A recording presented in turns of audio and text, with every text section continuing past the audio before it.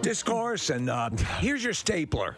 Harry has long been an advocate for mental health and has been using the app himself for a few months. All right, it's an app. He told the Wall Street Journal, I was matched with my coach, who quite frankly is truly awesome and has always given me sound advice and a fresh perspective, which is so valuable. So he's going to be on board with it. So I guess he's going to be doing the commute, the morning, hopping in the car with a cup of coffee, heading off. 9 to 5er.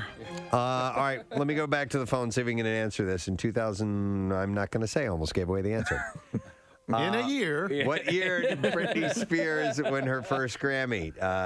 215-263-WMMR. I'm going to go to Derek. Hey, Derek, how you doing?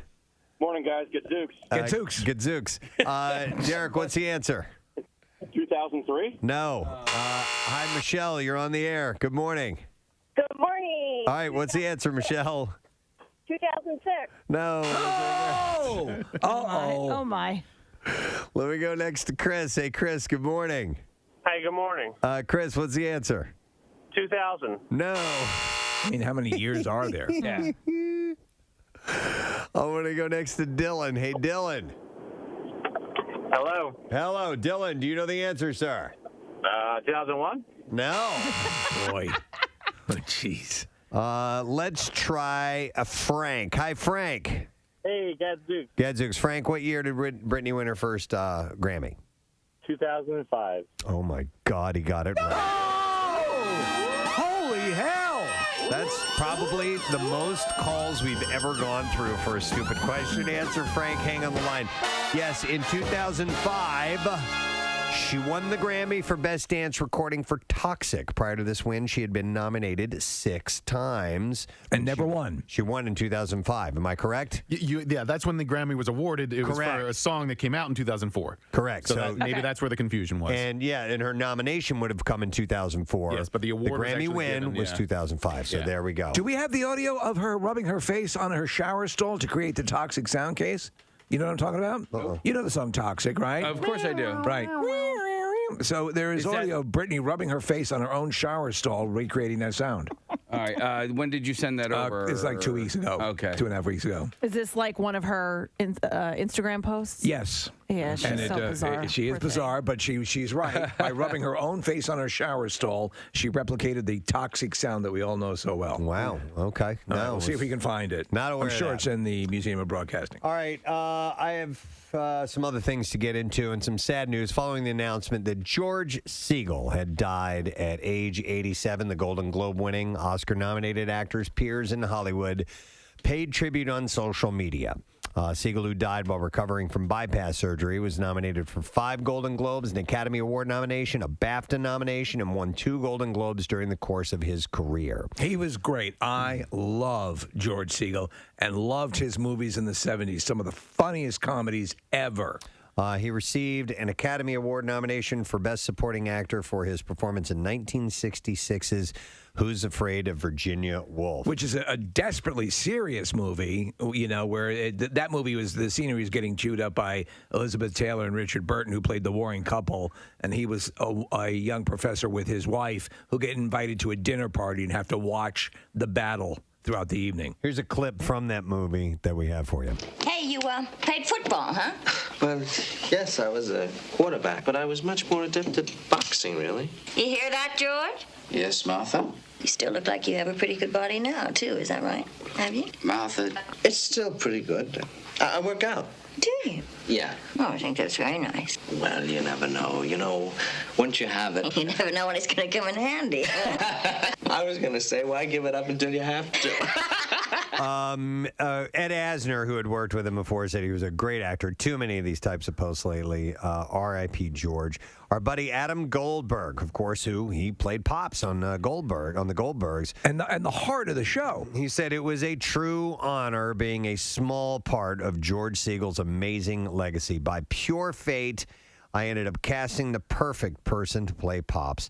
Just like my grandfather, George was a kid at heart with a magical spark. And I'll bet he loved being on that show. He did, because I saw some behind-the-scenes stuff, Preston. They celebrated his birthday. This is probably 2 or 3 seasons ago. brought him a cake. Everybody around him, he looked like he was with his legitimate family, and it was just wonderful. But a lot of times when everything was centered emotionally, it was his character Pops that was sort of giving the clarity to what was going on. Yeah, it's a comedy, and there it can get a little crazy at times, but I loved his paternal, grandfatherly approach to the role. I loved him on Just Shoot Me as well. Just Shoot Me was great. That was a great show. Yeah, and he played what was his name? Jack Gallo. He was the he was a magazine owner or publisher or whatever. Yeah. And in fact, the chicken pot pie is from that. Is that we have played for years is right from that. It was it was such a great episode. So yeah, he was a regular on the Goldbergs in the last 8 seasons of the sitcom. Albert Pops Solomon is who he played, the eccentric but lovable grandfather. He filmed the last episode of the current season before his death, which is set to air on April 7th. So we'll get a little bit more of him. We have a montage of him as Pops. Oh, okay. Yeah. Here we go. Can I go now? I got a date with Shirley Nagel. She's got 12 grandkids, so you know she puts out. I'm very responsible with my money. You're using $10 bills as coasters. I ran out of 5. No dirty jokes, no limericks, no lewd comments. This party sounds like a real drag. Mom's been gone for 10 years. He's dated at least 5 different women a week. That's over 2,000 women. You're saying something that's good, but you're saying it like it's bad.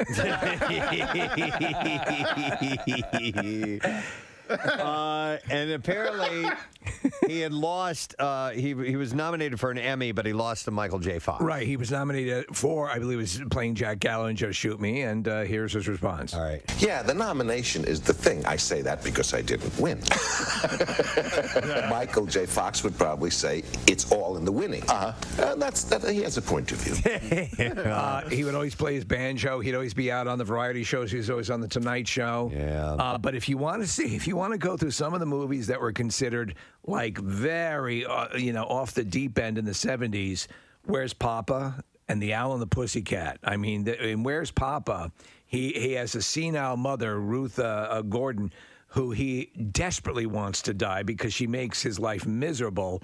And there are hilarious scenes throughout it. And then The Owl and the Pussycat, Barbara Streisand's a hooker, and he's a failed writer, and they end up in this relationship.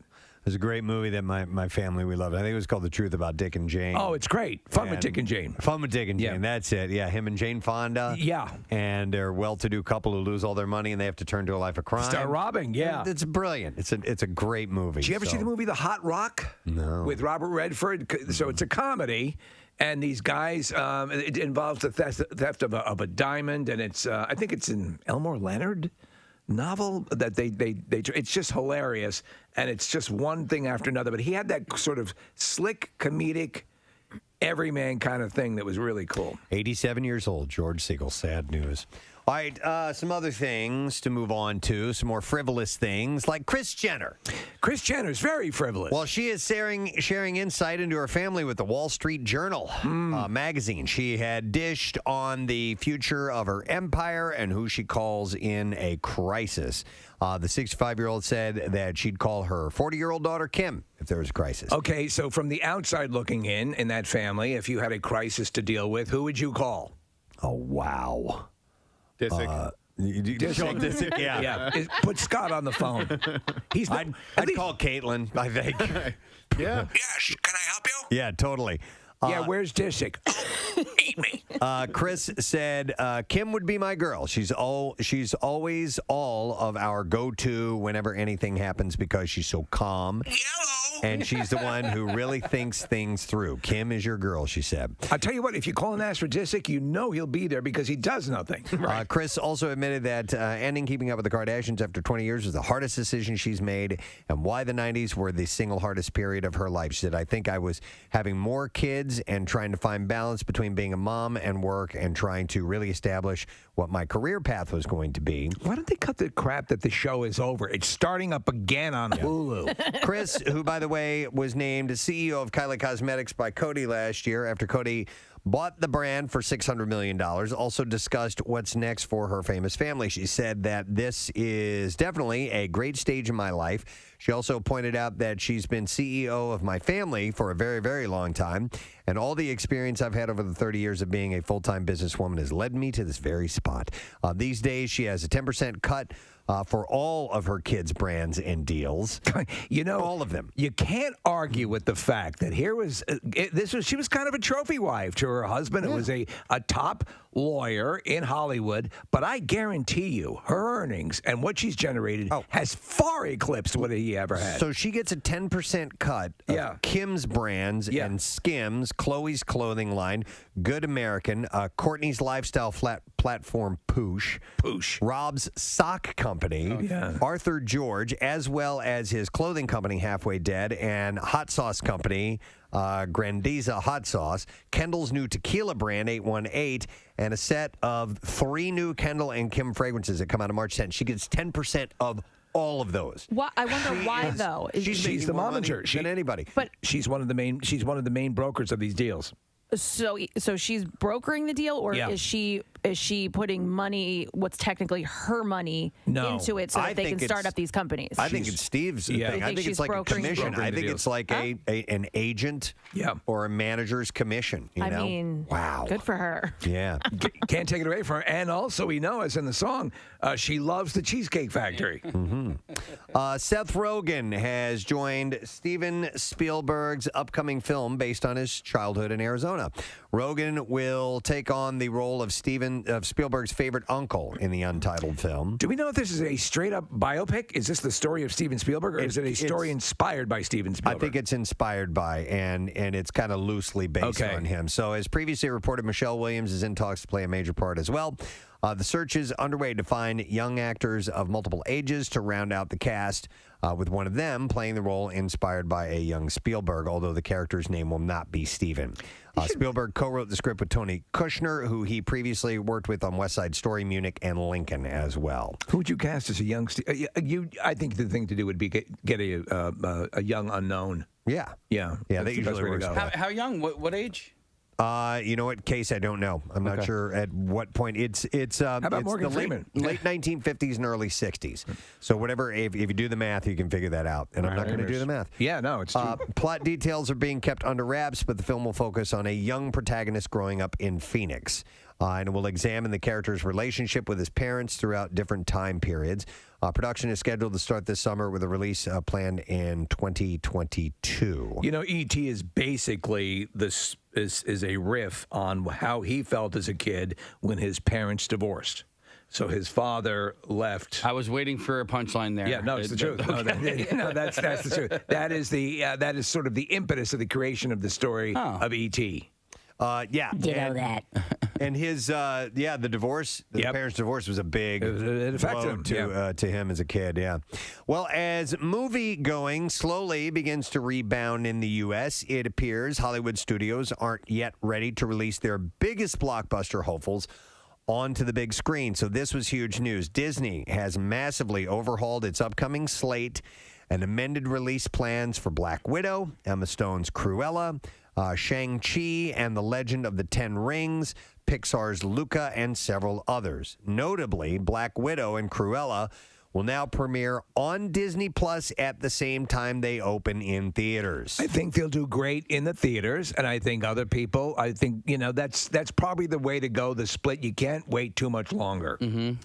So Cruella is arriving as scheduled on May 28th, but Black Widow has been pushed back 2 more months. All right. It will debut on July 9th instead of May 7th. Quick question. A Quiet Place 2.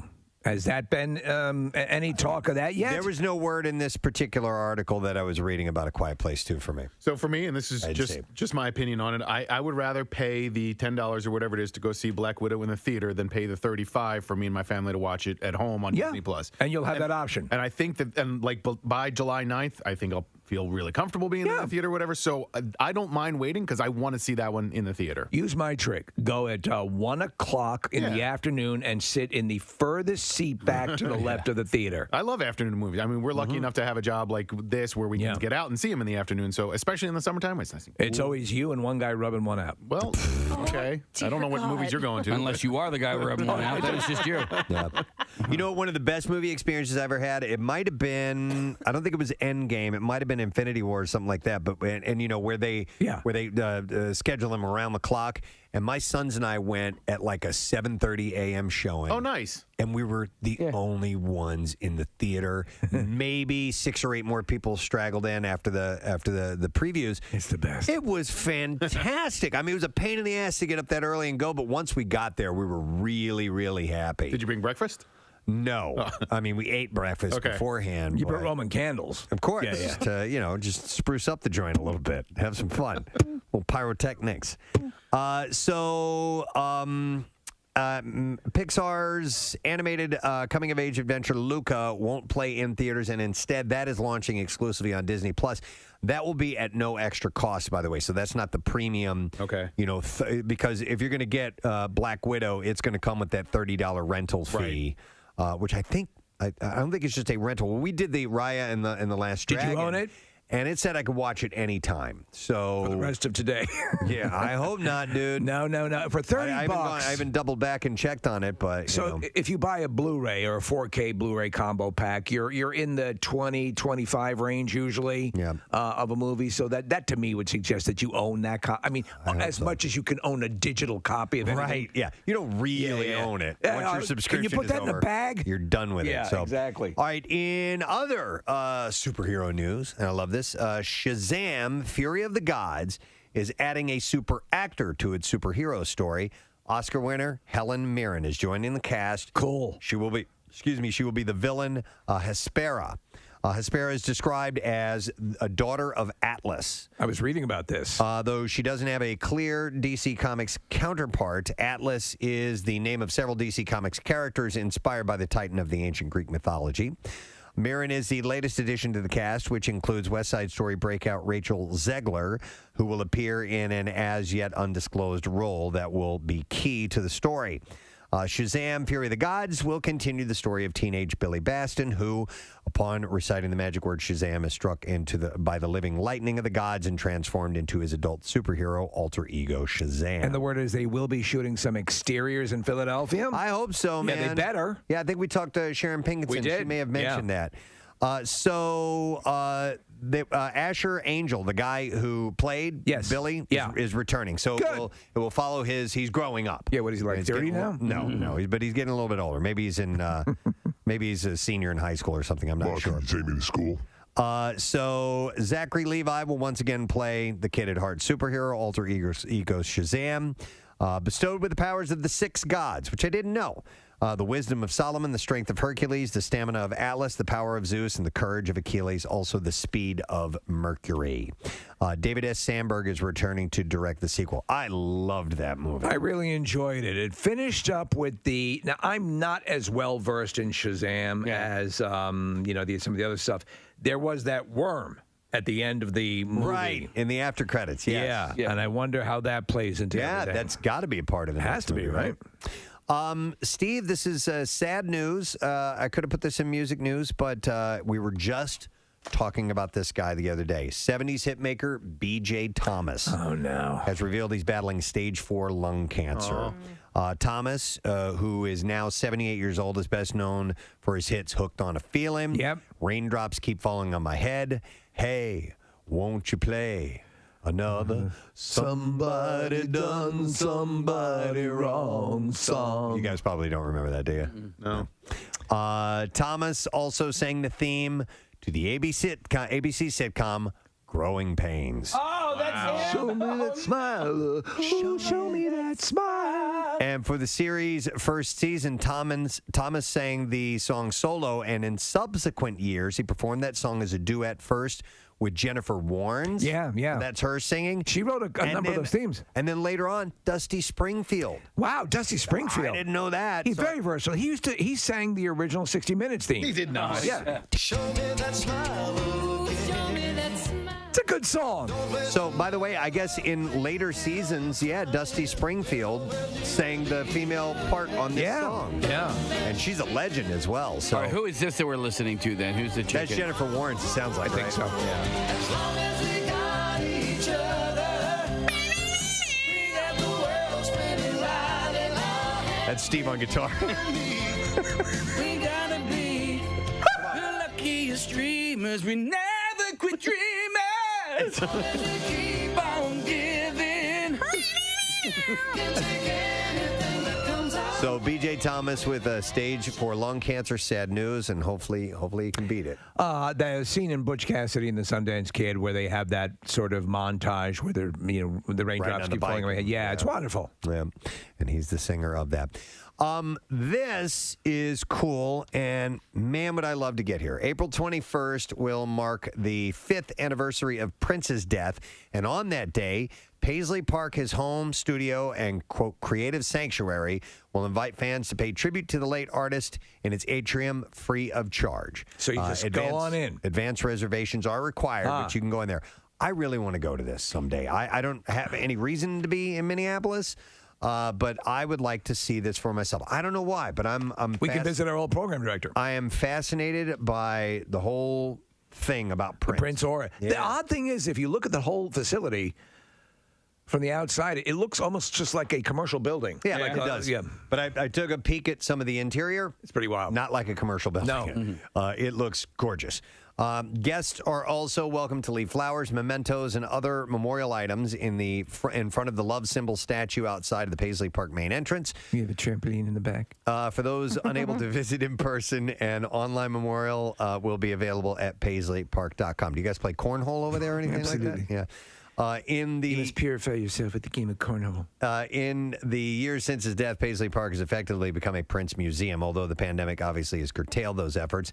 His estate, which was in considerable disarray at the time of his death, has reached agreements with Warner and Sony Music and has embarked on an ambitious reissue campaign that has produced 3 excellent box sets for 1999 Purple Rain and Sign of the Times, as well as a superbly curated website containing a detailed history and all of his official videos, among other projects. You look at the facility, you wonder if he has some sort of subterranean sort of Bruce Wayne entrance, right? Totally. You would imagine. And he was a Batman fanatic. He sure was, yeah. He wanted to play Batman in the original Michael Keaton wouldn't have role. worked.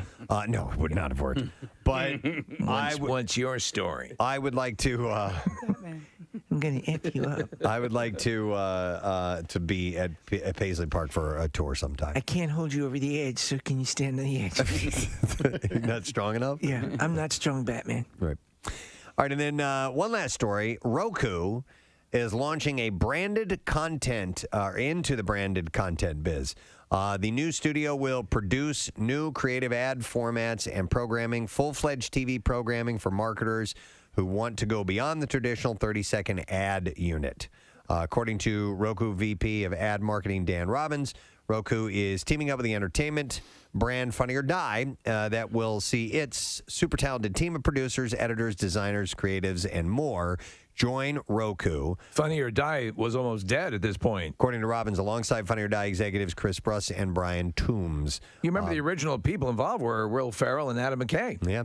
Funny or Die is exiting the branded content business per their agreement. So we'll see what that ends up meaning. All right. I think, we can get to the clips now. In the new series Zero Chill, a 15-year-old figure skater is forced to leave everything she knows behind when her family follows her twin brother to a prestigious hockey academy. And in this clip, star Grace Beatty describes one of her favorite scenes. Here we go. Wow, she has music company. That's my bad.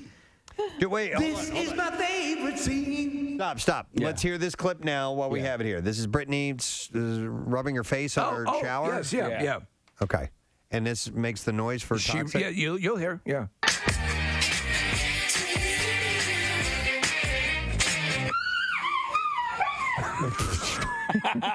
That's her rubbing her face on a wet shower stall. One more time. Okay. It disappeared, Case. Oh, jeez. That's weird. The whole waveform just disappeared. I don't know why. It's a one-time clip only. Yes. It self-destructs after you play it. No, everything's frozen. The whole. Oh, we can't do the clips? Are you kidding me? No, the whole thing froze. Brittany effed it up? Yeah, she did. Brittany! Hey, leave Brittany alone. Leave Brittany alone. Okay, I don't even have the transcription of this. You do have the last 5 words of the transcription, Preston. I do, and that's it. So... always great to be there. Grace Beatty describes one of her favorite scenes, and she says, "Isn't an aggressive fight." Oh, that's good.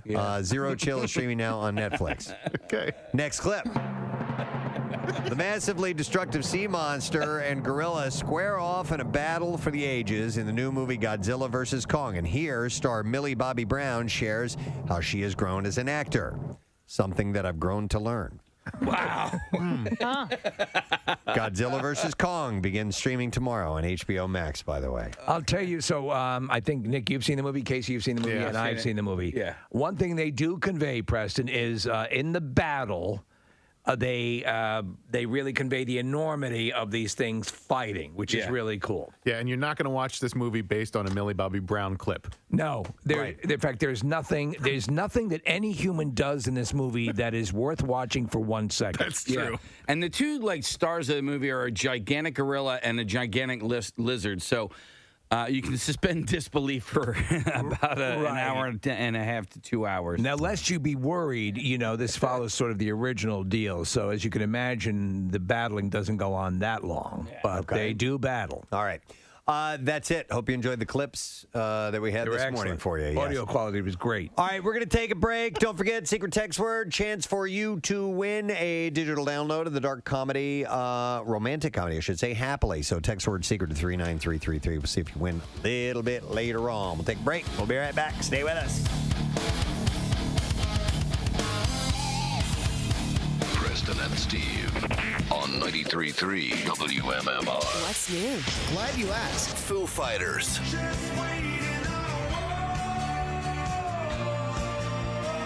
Cheap Trick.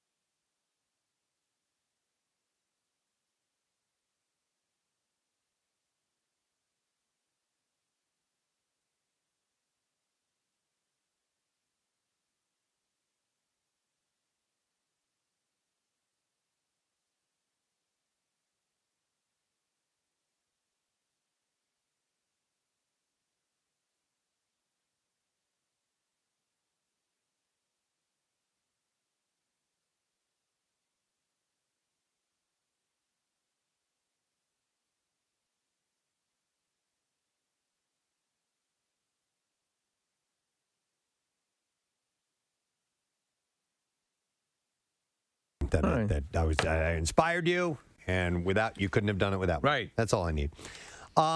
So we're going to go live on Fox Good Day in a little bit, and we got some time. By the way, today is National Cheesesteak Day. Yes.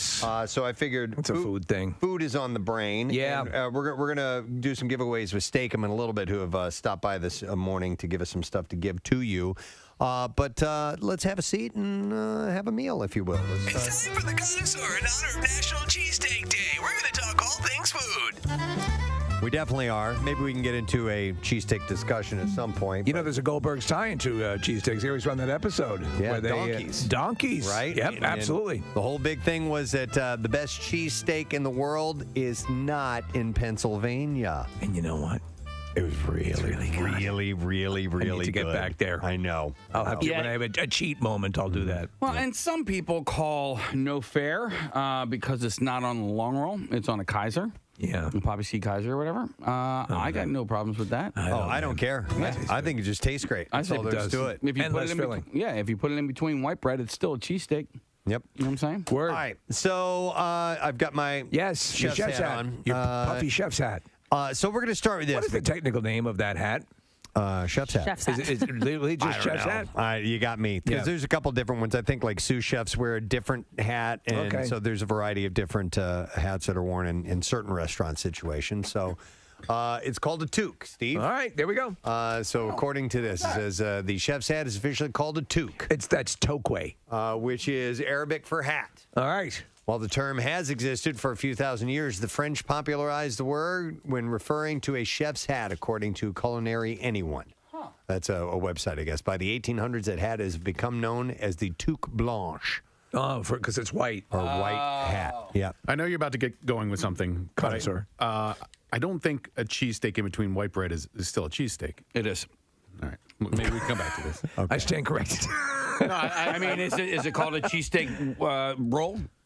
Yeah, it's called cheesesteak. I think you've bastardized the sandwich by putting in between white bread. Okay. If we're going to come back to cheesesteak, You're talking stuff about later. sandwich bread, just regular sandwich bread? Yeah. I mean, what if you put a hamburger in between two pieces of white bread? Is it no. not a hamburger anymore? I will It's that accept. you didn't have any rolls left and you had nothing else to use. I will accept a Kaiser roll, but white bread, I think you are killing the very being of what a cheesesteak is. It's still a cheesesteak. I'm not saying I'm not killing the being of it, but it's still a cheesesteak. If you put peanut butter and jelly on a hoagie roll, it's still a peanut butter and jelly sandwich. Would you then call it a steak sandwich? Because I don't see that as a steak sandwich. A steak sandwich I see on a roll. I think if you put it on a bagel, it's no longer a cheesesteak. I think if you put it on white bread, like I'm thinking like The bread has that much sway over it, you think? Yeah, I think you have ruined the Well, then what very is it? concept of a cheesesteak. I think it's like steak sandwich ingredients on white bread. I think Do it's me a no favor. longer a cheesesteak. Put some documentation together and send it on over. Let I'll me ask review you. it. You have a problem with cheesesteak egg rolls?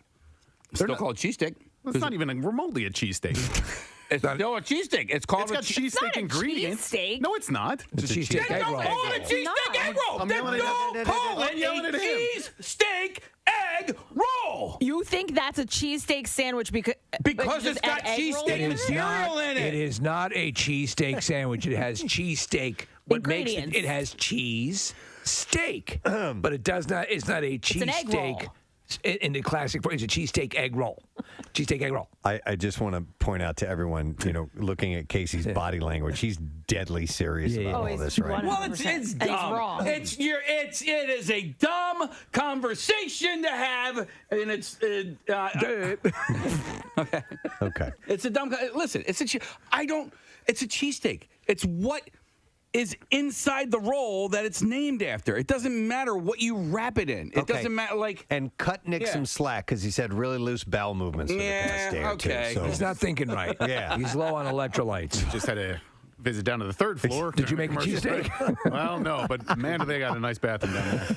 All right, we may circle Good back thing to that company's cheesesteaks. not back yet. Yep. Maybe we'll circle back to cheesesteaks. All right. They did a couple other things.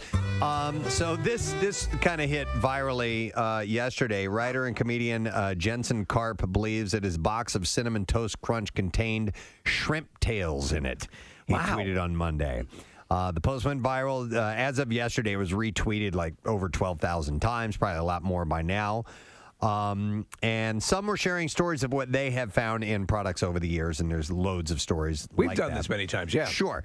But the General Mills cereal had responded to Karp's tweets saying that it appeared to be an accumulation of cinnamon sugar. I'm down with And that there was no possibility of cross-contamination with shrimp. So they're saying it just, bizarrely, it's in the shape. What's their popular shrimp cereal? Is it possible that I don't know.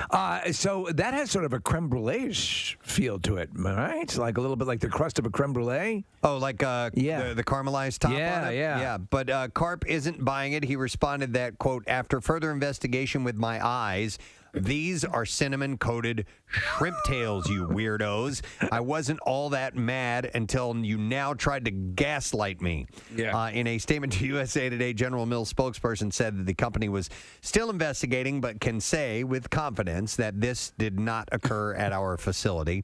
They said, we are waiting for the consumer to send us the package to investigate further. Any consumer who noticed their cereal box or bag has been tampered with, such as the clear tape that was found in this case. And I don't know what he meant. I don't know. There was clear tape, and then contact us. Right, and then also, did he say there was mouse droppings as well? Was that part of the thing? There was mouse droppings that was basically coated into, because, Cinnamon Toast Crunch, it was at General Mills. They could have made this go away just by simply acknowledging his complaint, but then they didn't. So he investigated the rest of the bag, found string tape. Essentially, what happened was there was a mouse nest that got scooped up into this particular bag, and because there was string tape, there was, I believe, Cinnamon Toast Crunch that has like mouse droppings kind of cooked into it or whatever. And mind Does he have verified proof? I didn't see all this. We were looking at a picture of the verified proof. And by the way, I also ate Cinnamon Toast Crunch yesterday, knowing full well that this was, in the news or whatever. It's my favorite. I love it. Yeah. So I just, if that were to happen to me, I probably would have just eaten around it or whatever. But I'd like to try that cinnamon rat dropping cluster that he has in his hand. I keep hearing that the churro Cinnamon Toast Crunch is amazing. Really? So Karp's tweet was subsequent tweets started a debate on what was in his cereal. Some Twitter users voiced concerns about shellfish allergies and so on. I don't think it's shellfish. They have asked him to, General Mills has asked him to send it to them so they can take a look at it and do a check. Yeah, and find out what it's all about. So to me, it's like one of those little things that you get like a special gift where you get a bag of, like, the classic thing is you get a bag of regular potato chips and there's a ruffle chip in there for you, like a prize.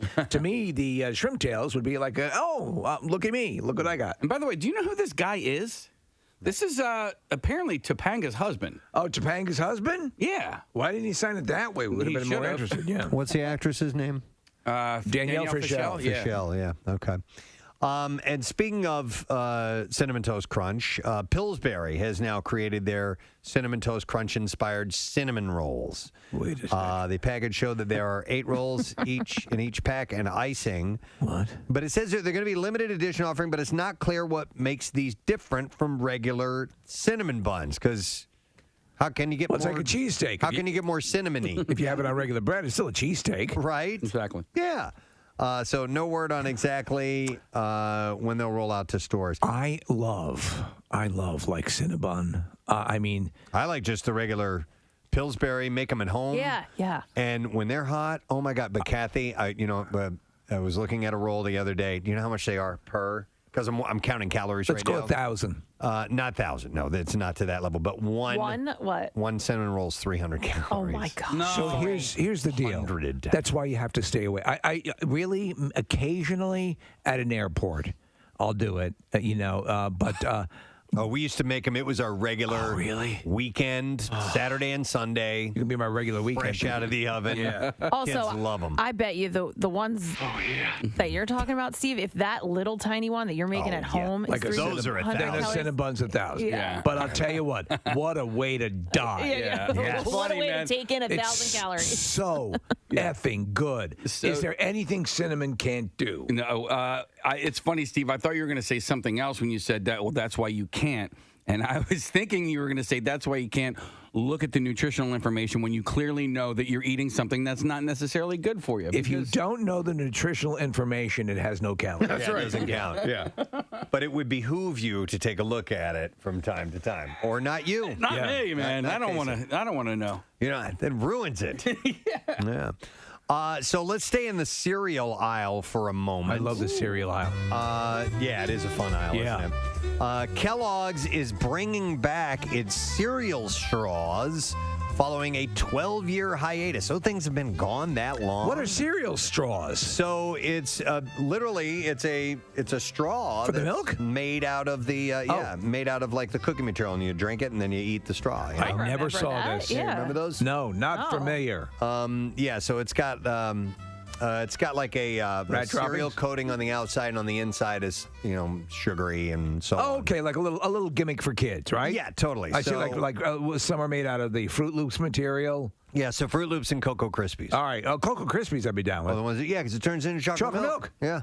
It's science. You'll be able to find them in stores beginning in October of this year, by the way. That's so for me, Cocoa Krispies and Cocoa Puffs. Cocoa Krispies would turn your milk really into like a chocolate milk. Very much so. Very much. Cocoa Krispies would get you in that realm, but Cocoa Krispies gave you some real chocolate milk drinking. You mean Cocoa Puffs? Cocoa Puffs would get you in that realm, but Cocoa Krispies, they were smaller, a little more darker, yes, a little more a little more mysterious, a little more densely chocolate, and therefore would create, I agree, Steve, a thicker, more chocolatey chocolate milk. Preston, you ever have Rice Krispie treats made from Cocoa Krispies?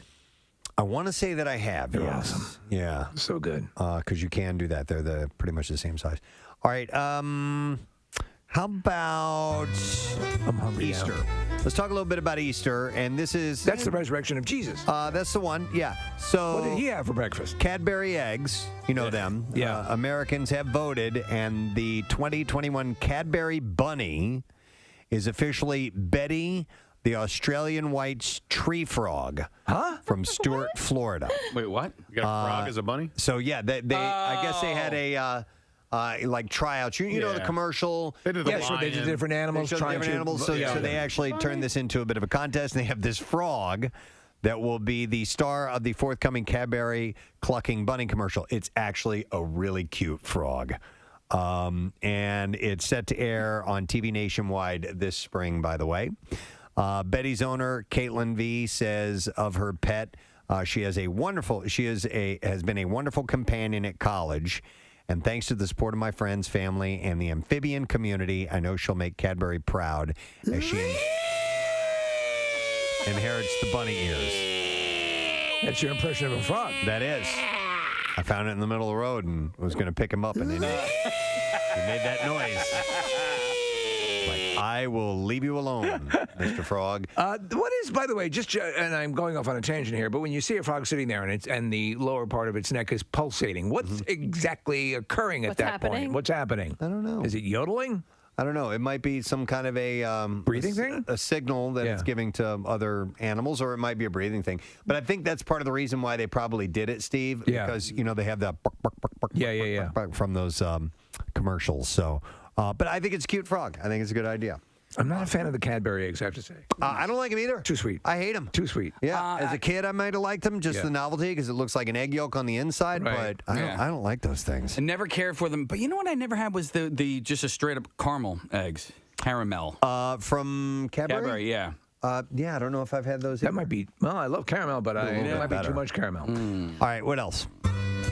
More from the connoisseur. Are we still talking sweet stuff, or are we going savory? We're going to talk about food and exercise together. Yes. And so, according to this study, drinking coffee before you work out could make it more effective for you. I usually have a cup of tea before I work out. Lately, I've been doing a cup of coffee before I work out without knowing about this, because sometimes I'll go home, be able to take a nap, then I get up, have a cup of coffee, go work out. I love, when I'm on the treadmill, I love to eat a steaming hot bowl of soup. Ooh. Yeah. Oh, yeah. Any kind in particular? Tomato bisque. I know that's your go-to. I That's thought my maybe go-to. a French onion. University of Granada researchers found drinking a strong coffee 30 minutes before your next workout can boost the rate of fat burning that takes place. Well, the caffeine's kicking in there, helping along. They suggest You might that die of a heart attack on the treadmill. Absolutely. Your heart's pulsing away like a nuclear reactor. the study suggests that caffeine increases fat oxidation, helping you to burn off excess weight more easily. In the study, consuming 3 milligrams of caffeine, the equivalent of a strong cup of coffee, was linked to greater fat burning effect regardless of the time of day, but that The effect was more pronounced in the afternoon compared to during the morning. So then if you could do like 5 or 6 jolts. Jolt Colas. Yeah. Mm-hmm. Yeah. Or take some Reviverin. You remember that? Reviverin. Caffeine. Vibrant? Yeah. Reviverin. I'm sorry. Yeah. Revive with Vibrant. Yeah. That's it. I had a friend that may or may not have been me who went to the gym every day after work before they had kids and smoked pot and then would work out.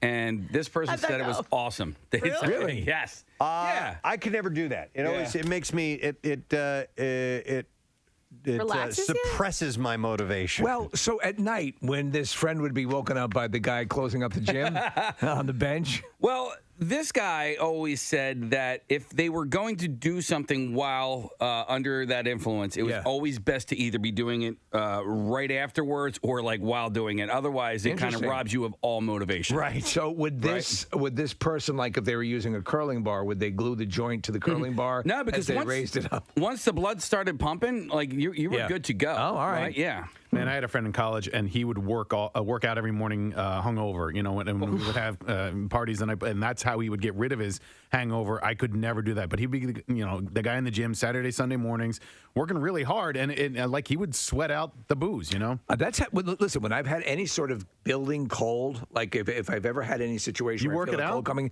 I work it out. I sweat it out, and whether that's psychosomatic or whether it has any sort of efficacy to it, it seems to work for me. Yeah, it works for you, so it helps. Yeah, and then the hot soup is really right. Yeah, especially on the treadmill.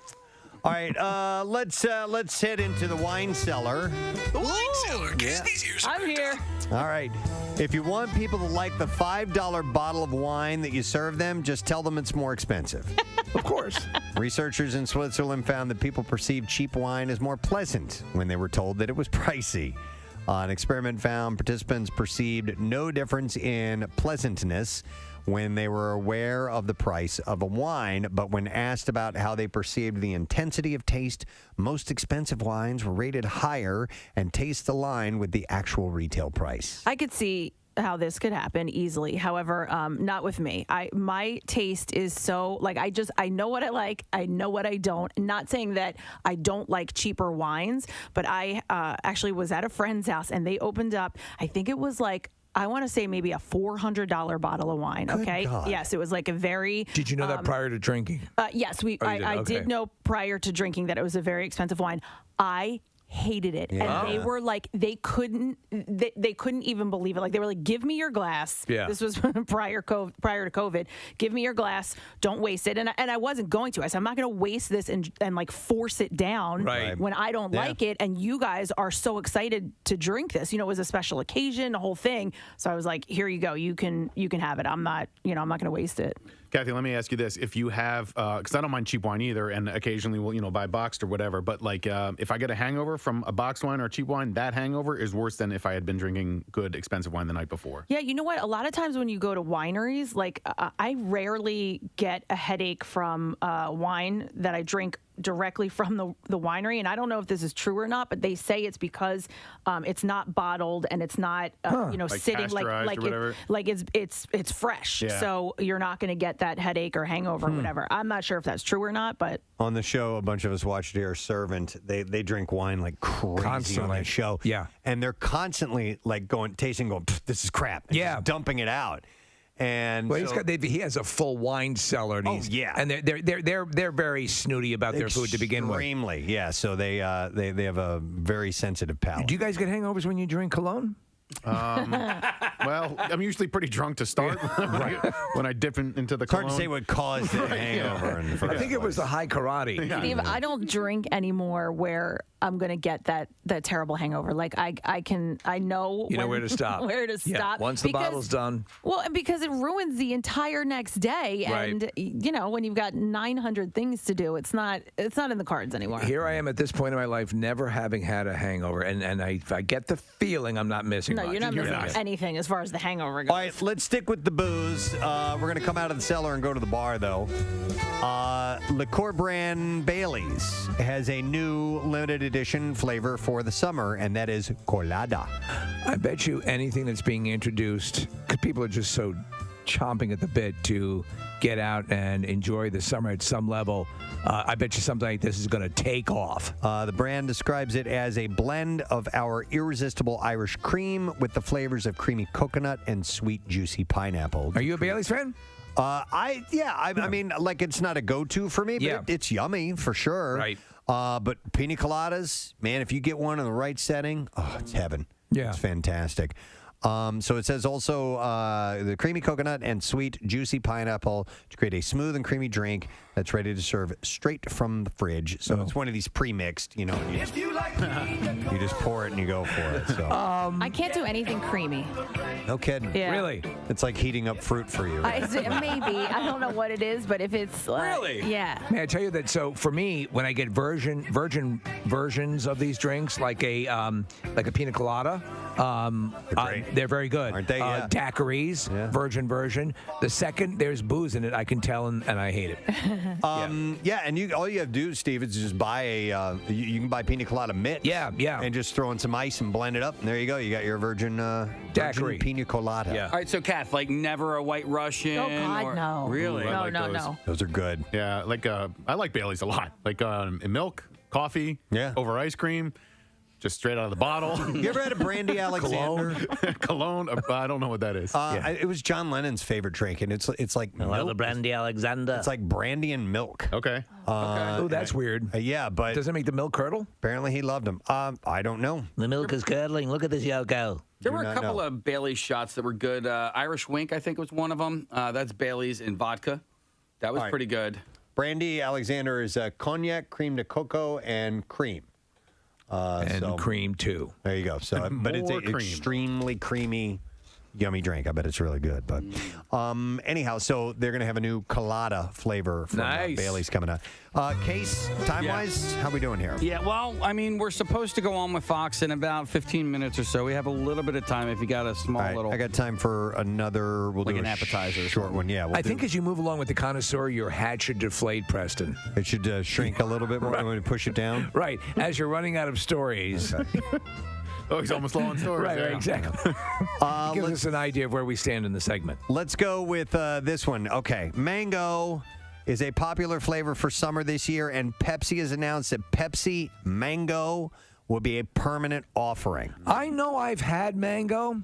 I can't remember the taste. Oh, I know love it. every time it's born anew, whenever I have mango, I know I like it, but I can't. Super sweet, wonderful flavor. It was introduced back in 2019 as a limited edition flavor, along with Pepsi Berry and Pepsi Lime, and now Pepsi Mango is coming back to shelves and staying for good. Now, I don't know if the idea of mango and cola works, but I guess seems crazy. It must be doing pretty well because they're bringing it back permanently. It will be rolling out at groceries, mass retailers, and convenience stores nationwide this week. Is it a citrus? A mango? I don't know. I believe so. Tropical fruit. I don't know Yeah, I if it's don't think citrus or it's not. citrus. Right, what's the But it's consistency? definitely tropical fruit. Yeah. What's the consistency of the mango fruit itself? It's a little kind of mushy, stringy and grainy. Oh no, that's No, not, I wouldn't say grainy. No, that Maybe depends grainy's on not when the you. It depends on when you cut it. It can be very. It's not like an orange though. Okay, no, it's more like a peach. There you go. So it's got the consistency of a peach. I love them. I mean, it sounds obvious, but they taste tropical to me. I think of the islands. I think of Mexico and something like that. And Steve, I think you'd like them. I'm sure I do, and I know that I do like them. I just can't remember how I would consider. You said it was sweet. Yes, it probably is. For some reason, I can't. I always have to try it. I remember that I like it. I just don't remember why I like it. Mango and passion fruit and guava. Yeah, are the ones that just I'm on the island. I don't even know what a guava looks like. What does a guava look like? It's green. Well, I'm thinking of a papaya. Guava, I think, is pink. Is it? I think so. Well, at least at least the guava juice that I had in Hawaii was the most delicious thing I have ever tasted in my life. Yeah, it's green and pink. Do you eat the skin on a mango? No. No, it's very, very, very tough. All right. You need a peeler to get in there, and the pit is this long, flat. You have to know how to cut it. It took me a while to figure out how to cut a mango properly to get the most out of it. It has the main areas, and it has the sides that are called the cheeks. And you have to. I'll show you guys All right. sometime. You have to cut the part off the bottom so it sits up tight, and then blah blah blah. Anyway, They're all pink on the inside. and thus endeth the segment. I like a mango salsa as well. Yes. Yeah, Excellent. Good stuff. All right. That's all. Still got his arm. That's not salsa. It's not salsa. But a cheesesteak is. There's always a cheesesteak. Jesus Christ. All right, that's all we have time for in the connoisseur. We're going to take a break. We'll be back in a moment when we return the Bizarre File. And yes, we are going to go live on Fox Good Day this morning, so stay with us. We'll be back toot sweet.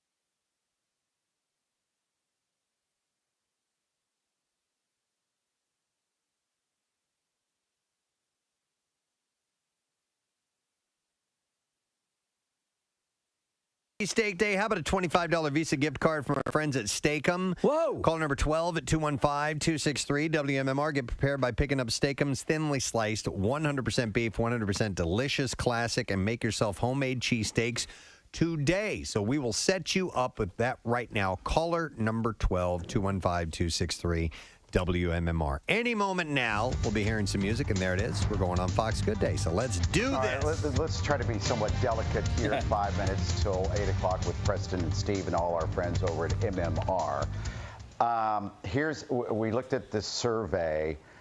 Are people making love in their relationships more during a pandemic or less? Steve, it seems up your alley. You would think so, but it's not. No, I took a vow of celibacy once the pandemic started.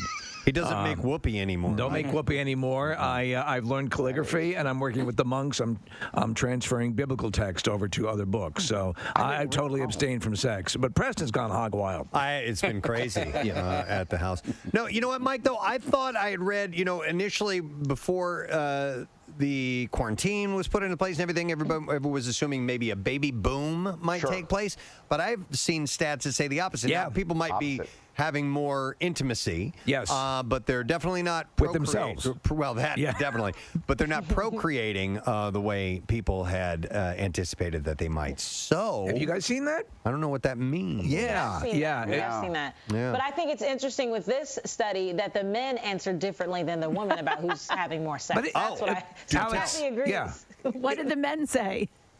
The men said they're having more, and the women were like, no, we're not.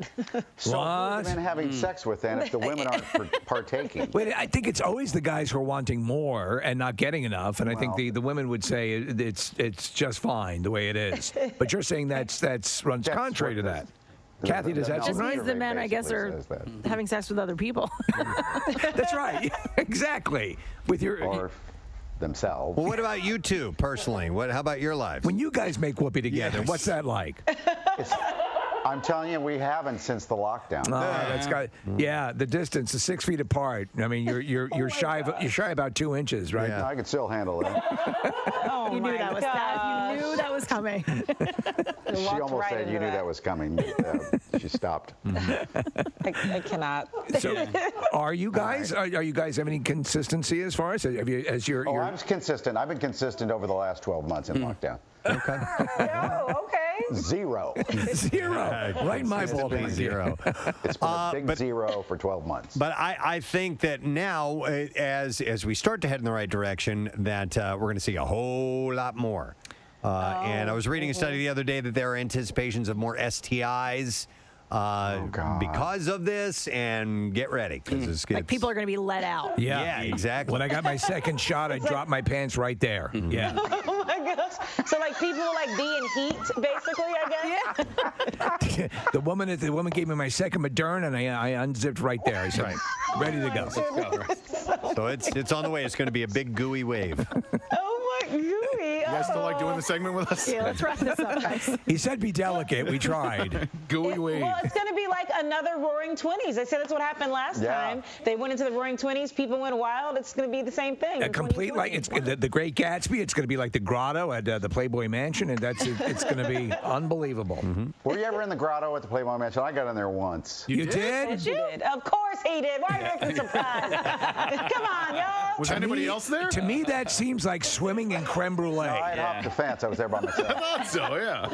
Was anybody else? It was him and James Caan. Oh, God. Got the second shot and dropped my... He's still tripping on that. I think he's just mad because he didn't think of it, because you already had your second shot, Mike. He's like, I missed my chance. I had my second shot and stayed fully clothed. There you go. What a dope. Yeah, join the club. I'll see you next Nice time. to talk to you guys. Thanks, guys. All right, we'll see you later. Oh, my goodness. They're not used to you, Steve. I know. You know, like on a daily basis. But Only once a week. We have to, like, it's weird because we have a little bit more latitude, and you do, like you said at the beginning, you got to watch it a little bit with the language. We try, but we always fail, don't we, Preston? Well, the longer it goes on, the chances are we're You don't try. All right, let's get into the bizarre file. Here we go. WMMR presents Preston and Steve's Bizarre File. All right, this morning it is brought to you by DraftKings Sportsbook, America's top-rated sportsbook app. You can download the DraftKings app and use the code ROCK to get in on the action. A couple of unfortunate stories. We'll start with this one. A man fell to his death after his parachute failed to deploy while he was base jumping from a hotel balcony. Panama City Beach police officers responded to the Sunrise Beach Resort on Sunday night. You know, there's all this crazy spring break stuff going on. Authorities initially believed the man had jumped from the 14th floor of the resort, but it turned out he was at the 23rd floor that he jumped out.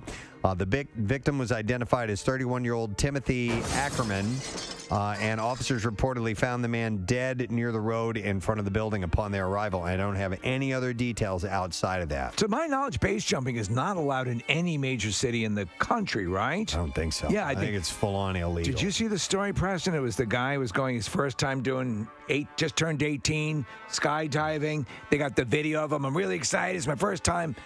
Chute didn't open. Yeah, it sucks.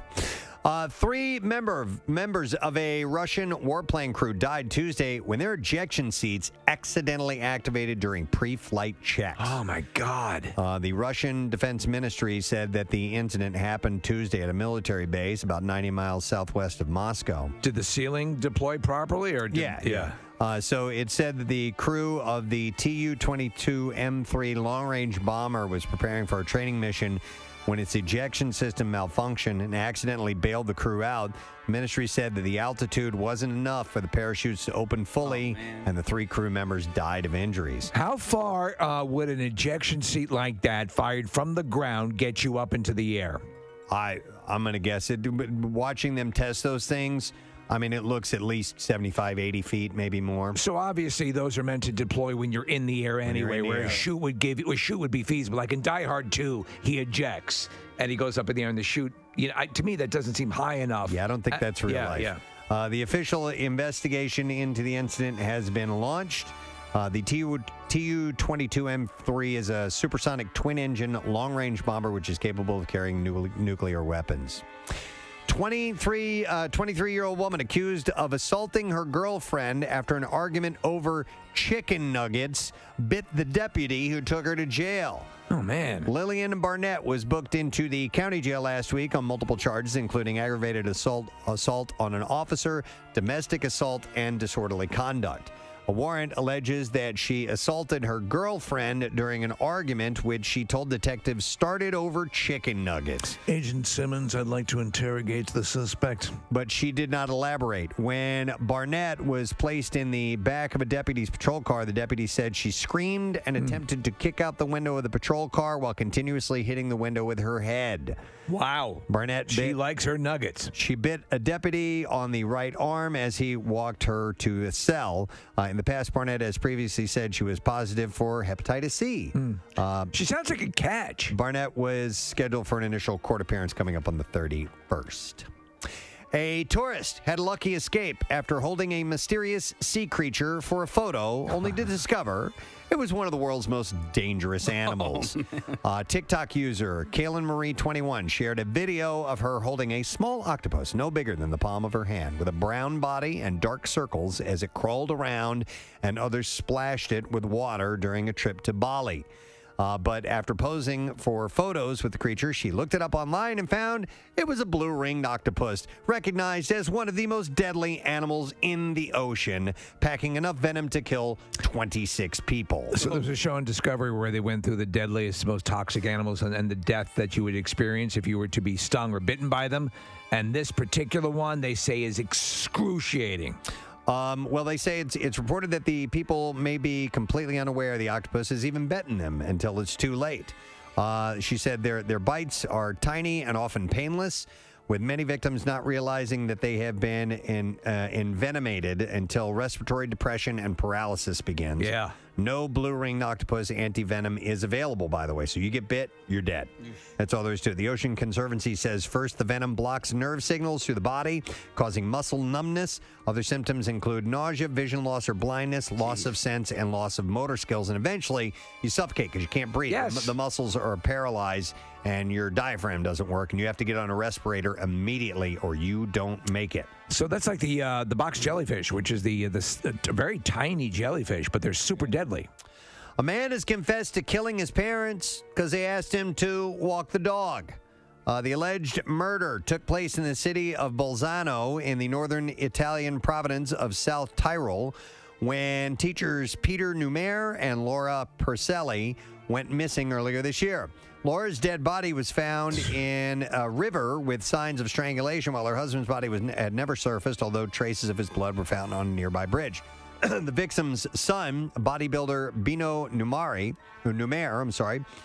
was taken into custody. He's now confessed to the killing, saying that he killed his father after a brief fight and then murdered his mother without a word of explanation when she walked in on them. Now, I'm not familiar with Italian culture, but would it have been acceptable to say, I would prefer not to walk the dog? The argument that led to the murder started when the father asked his son to get out of bed and take the family dog for a walk. When he refused, an argument developed. He said, Dad accused me of being a failure. Oh. I just wanted silence, so I shut him up. Jesus. He said he had gone to his room to escape being scolded by his dad. He objected to the fact that his father had followed him inside the room when he had gone to bed and fallen asleep after playing on his computer. He complained that his dad had woken up and continued to complain that he was not doing his share of the household chores. He decided to strangle him to stop him nagging. And we think the possibility of roid rage? Doesn't say it in this story. All right, okay. The son said that he threw their bodies off a bridge and into the river. Could you imagine The young man is now in prison, and that is charges of murder that he is facing, obviously. Your own parents. Yep. And we will just wrap it up on that lovely little story, friends. We are going to take a break, but I am going to give away some more goodies from Steakum, a $25 Visa gift card on this National Cheesesteak Day. So we'll take caller number 15 at 215-263-WMMR. One winner is going to receive a case of Steakums. Might be you. We'll have to see. And make sure you go to WMMR.com and then you click contest, or I'm sorry, enter the word contest, and you'll see Casey's hilarious Steakum video where he makes and delivers cheesesteaks to people around the country. It's really well done. You did a great job, Case. While you're there, you can enter to win a Blackstone griddle courtesy of Steakum. So check that out now. Caller number 14, you get the goodies. We're going to take a break. We'll be back in just a moment. Make sure that you stay with us.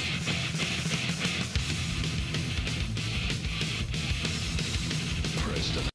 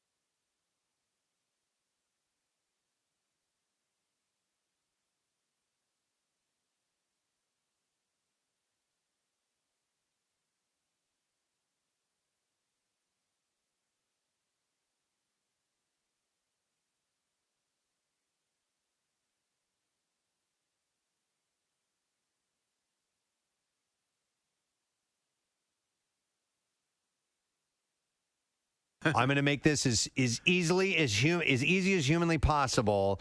And I'm like, here, you heat up the pan, you throw this in, 10 seconds later, boom, cheesesteak, done. So now he makes them all the time. Preston, Steakums. You could literally have an open flame, throw the roll through it, throw the steak through it, and squirt the cheese through it, and the sandwich would be completed. It's finished. Steakums were like so easy. Yeah. Steakums were wild too. They also had another. They had these patties that I used to get all the time as well that were a little bit thicker. Right. But I mean, 2 seconds and you had a meal. All right, so we had the start of a pretty contentious conversation earlier this morning. Spirited, if you will. Spirited, thank you. Better word. Bloody. And Nick started it. He did. Nick started it. He contested something that I said. It was unnecessary. Well, wait a minute.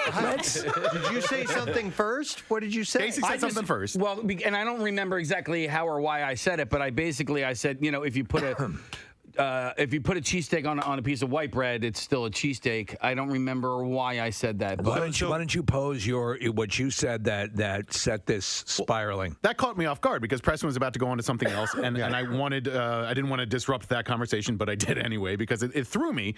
And I said, because it's something so ridiculous, you can't not comment on it. Oh, you're not helping. So I contend that Casey is wrong. That putting the cheesesteak ingredients of sliced beef and or turkey, if that's your jam, or chicken, probably Onions grilled and onions cheese. and cheese on sliced 2 slices of white bread has then bastardized what a cheesesteak actually is. I think that you can get away with the Kaiser roll like they do at Donkeys. But Steve, in the joke that you just made, you said you're going to take the steakum ingredients, the cheese, and a roll, and throw them through the fire. Because the way that your brain works is that the roll is a part of the cheesesteak, and I think once you've changed what those ingredients, basic ingredients are, you no longer have a cheesesteak. You have cheesesteak ingredients, but not a traditional cheesesteak. I think if we're talking about the quintessential, how we perceive, how we reflexively consider the cheesesteak, we are dealing with the roll. However, I would say, were you to put the cheesesteak fixins, the actual contents of the cheesesteak, I think the bread is very important. I don't think it decides whether completely or not it is a cheesesteak. Yeah. I can side with Casey in that you could still have a cheesesteak if you did put it on regular white bread. Yeah, and I will contend that a chicken cheese steak, it's not a cheese steak. All right, well, that's... Now you're heading off. You're going in a different direction. Yeah, Hang on. We may come to that in a moment. It was But brought up, but yes. I'm gonna put in my 2 cents because I haven't done that yet. No. And you are a bit of a chef. Well, no, I mean I like to cook. So You're the chefiest of us all. thank you. That's the way to put it. I think that if you put the cheesesteak ingredients, the beef and onions and cheese, onto anything that is deemed a roll, it is therefore a cheesesteak. But if it's not, then I don't see it as a cheesesteak. All right, let me ask you something. So sandwich bread, and I'll tell you why, because rolls' consistency are different. The outside of a roll, the entire outside of it, is mainly crust. You're right. But sandwich bread is basically the interior of a roll. All right, a hot dog placed in a piece of white bread, still folded over with mustard on it. Hot dog or not? It's a BS hot dog, but yeah, it's a hot dog. Yeah, I mean, you can eat a hot dog without any bread, and it's still a hot dog, right? As far as I'm concerned. So what really essentially makes the cheesesteak? So well, hold on. Can we go back to the hot dog? Please. So the hot dog, the actual meat rolled in that is a hot dog. Correct. Okay. So thank you. Right, but if you take the meat from a cheesesteak, you just have chopped up meat. It's not a cheesesteak. Yes, it is. So if you put it in, an egg roll, if you put the hot dog what is in a it called? different piece of bread, there's still a hot dog in it. If you put it in, if you put meat in an egg roll, yes. it's not a cheesesteak. If you put the cheesesteak ingredients, including May I jump in here? They call them cheesesteak egg roll. If you put cheesesteak meat on a pizza, what's it called? They just gave it that name so you could identify it easily. So you would know what the interior of it is. So by telling you it's a cheesesteak egg roll, what are they telling you? There's cheese and steak. Right. Yeah. Yeah, it's a cheesesteak. Listen, I'm not saying that I would never order a cheesesteak on white bread. That is just... You're not that kind of guy. It's an abomination, but it's it an aberration. I am sorry. It's an aberration, abomination. It's a culmination. It's a constipation. Dan. an abomination, an aberration, and a taste sensation. It's an abomination. I would never order it. You know, it's the same thing as like putting ketchup on a hot dog. You just don't do it. But Good Lord, let's see how many more. But like, listen, you eat soup out of a bowl, right? You stick it in a loaf of bread in a bread bowl. It's still soup. Same thing with the cheesesteak. You take the cheesesteak. Listen, it belongs on a long roll. It really does. Yes. At its core. But the DNA of the cheesesteak itself is greater than anything that you put it on. God, I love the arguments you're making. I love this. I give that argument credibility. I think what you're dealing with now, mind you, you are going to be setting yourself up for an inferior cheesesteak if you put it in a piece of Wonder Bread. However, I think it is the cheese, the steak, and the onions, that part that comprises, that allows you to call it a cheesesteak egg roll. Yeah. A cheesesteak. Yeah. You right? I'm going to pose right there? You are. I'm going to pose this question to you guys. All right, so there you are. You're cooking your steak, and everything's going great, and then you realize at the last second, oh, crap, I don't have a roll. I only have white bread. So you put it on your white bread, and then you're about to take a bite out of it, and then ring, ring, ring, somebody calls on the phone. Hey, what are you doing? You say, I'm eating a... Sandwich. Okay, What kind of a sandwich? I'm gonna give what kind of a sandwich? With cheesesteak ingredients. I'm gonna give you something that might have a little bit of perspective. Okay. Okay. You go to a restaurant you've never been to before. Right. Yes. You look at the menu. The menu says cheesesteak. Yeah. You order the cheesesteak. And it comes to you on sliced sandwich bread. Still a cheesesteak. I'm pissed off, but it's still a cheesesteak. No, but they didn't indicate on the menu that it comes on sandwich bread. I think you've been deceived. You It would have. just be meat on bread. No, I think you've just been disappointed. So they're called, that's the way they prepared the cheesesteak. Yeah. It's a not a bad way. cheesesteak. It's a stupid way. Exactly. But so here's the way we do our cheesesteak. It's an insult, and I would torch the place. I would come back after my meal after it was closed, and I would firebomb it. But for me, that's I call it an aberration. Yeah. If you all you have is But I wouldn't call it a An cheesesteak. abomination. And a taste sensation. the bread. The bread matters. The type of bread matters, and you would never call it a cheesesteak if you put it on a bagel. You would never call it a pita? Yeah, a pita. Yes. Sure you would. No, you would not. It'd be a cheesesteak pita. I'm sorry. What would it be, Preston? What would it be called? Cheesesteak gyro or a cheesesteak this and that. It wouldn't just be the generic one-word cheesesteak. Yes, it's become bastardized. It's a new version of a cheesesteak, but it is not an original It's a cheesesteak. new version of a what? Of what a cheesesteak could be. Okay, but you're you still saying should be. You're still saying cheesesteak. Of course, I'm still. You still say pizza when you say pizza roll. It's a different freaking thing. I'm with you on that. So here's the deal. Here's the deal. On a pizza, what's it called? A cheesesteak pizza. That's all I'm saying. You're using it Let in me two different ask you ways. this. Pizza steak. Is it more important? I'm going to sit down and eat some bread. What am I going to put in that? Or you're more interested in, I'm going to have a cheesesteak. What am I going to surround it with? Yeah. So you see what I'm saying? I hear what you're saying. I think the cheesesteak, well, as long as you have that, you can label it a cheesesteak. Right. It will suck in various iterations. Okay. Here's another thing. Like you put ham and cheese on bread, on white bread. What do you call that? What's that now? You put ham and cheese on two pieces of white bread. It's a ham sandwich. It's a ham and cheese sandwich. Ham and cheese Okay. Sam Hamwich. So you put that same ham and cheese on a long roll. What is it then called? A hoagie. Okay. A hoagie. Okay. Uh-huh. So the roll does not make it a cheesesteak. If anything, it makes it a hoagie. You just defined it by the bread. Yeah, you just proved You just defined it by the bread case. No. You just proved the other point. Well, no, The bread changed the name of the sandwich. The bread. Well, then let's call it a hoagie, a cheesesteak hoagie, because on a hoagie roll, a long roll. But it's not. It's just a cheesesteak. It has been vernacularly. I'm trying to think of a way What to is put this. so? What is Donkey's version of the cheesesteak called? just Because a it's on a cheesesteak. Kaiser. It's on called a a roll. cheesesteak, yeah. A Kaiser roll. Right. Which is So is it- long roll. I told you, like I said earlier, I think it needs to be on a roll, and it's just a cheesesteak. Do we have anybody who can? I know there's loads of calls. We need an expert. We need a professional. Oh, man. Can we call Tony Luke? I got his number. Got Tony? All right. You got his number? Marissa is your name? Who's that woman behind the glass there? I'm going to go to Joey. Hi, Joey. Good morning. Hey, Gadzooks, guys. Gadzooks, man. What's up, bud? I I believe the role defines it as pizza crust defines a pizza. You can't put mozzarella and marinara on white bread and call it pizza. No. So, like you said, white bread makes it. Well, let me ask you this, Joey. Have you ever heard of a pizza bagel? Yes. So why do they call it a pizza bagel? Just so you know what it is. You know? But that's another compound word that's been created. Yeah. Changed it. That's not. You're not eating pizza when you Or eat a egg roll. French bread pizza. Changed. Right. You're not eating pizza anymore. You're eating French Man, bread pizza. I haven't had French bread pizza. I love French bread pizza. I hate it. What was the company that used to make that? Loved that. What was it? I don't remember. There was We put it in Stouffer's, man. We put it in the French. toaster oven. Oh my God. Oh my. I'm gonna shoot. Oh yeah. I'm gonna shoot. Let's go to. Hang on a second. Let me go to Tom. You're on the air. Good morning, Tom. What's up, guys? This is the one time I actually agree with Casey on something. There you go. Right? The bread does not define. It's called a cheesesteak. This just makes me hate Nick a little bit. Wow. Welcome to the club. Well, let me ask texted in and called you Nick the Head earlier. Did you see that? Oh no, Nick the Head. Tom, can I bring?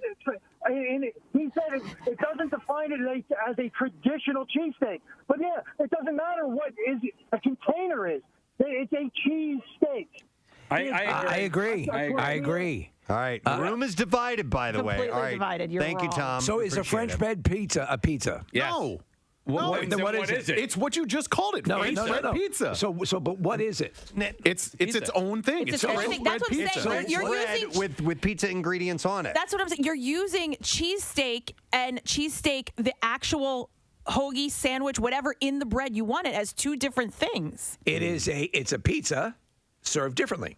Yes, Yeah. correct. So if you, So but, it's if a you pizza. but like again, I'll use the Not. menu thing. If you go to a pizza shop and you order pizza and it comes out on French bread, you're going to go, that's not That's pizza. not pizza. That's not what I ordered. So Me and you, Preston. when you go there and you say, "Give me French bread," put tomato sauce and mozzarella on it. Yeah. And That's melt French bread the pizza. cheese. These people are out of their It minds. has to Steve. be They're defined out as of their French bread minds. pizza for you to know what it is. It's the same thing with the cheesesteak. I have to Same thing say, with cheesesteak. if Once that's you your add argument, another word to it, you've changed it. You've It's a changed compound it. word. A It's a cheesesteak different- egg roll is I not see a cheesesteak. a narcotic addiction in your future.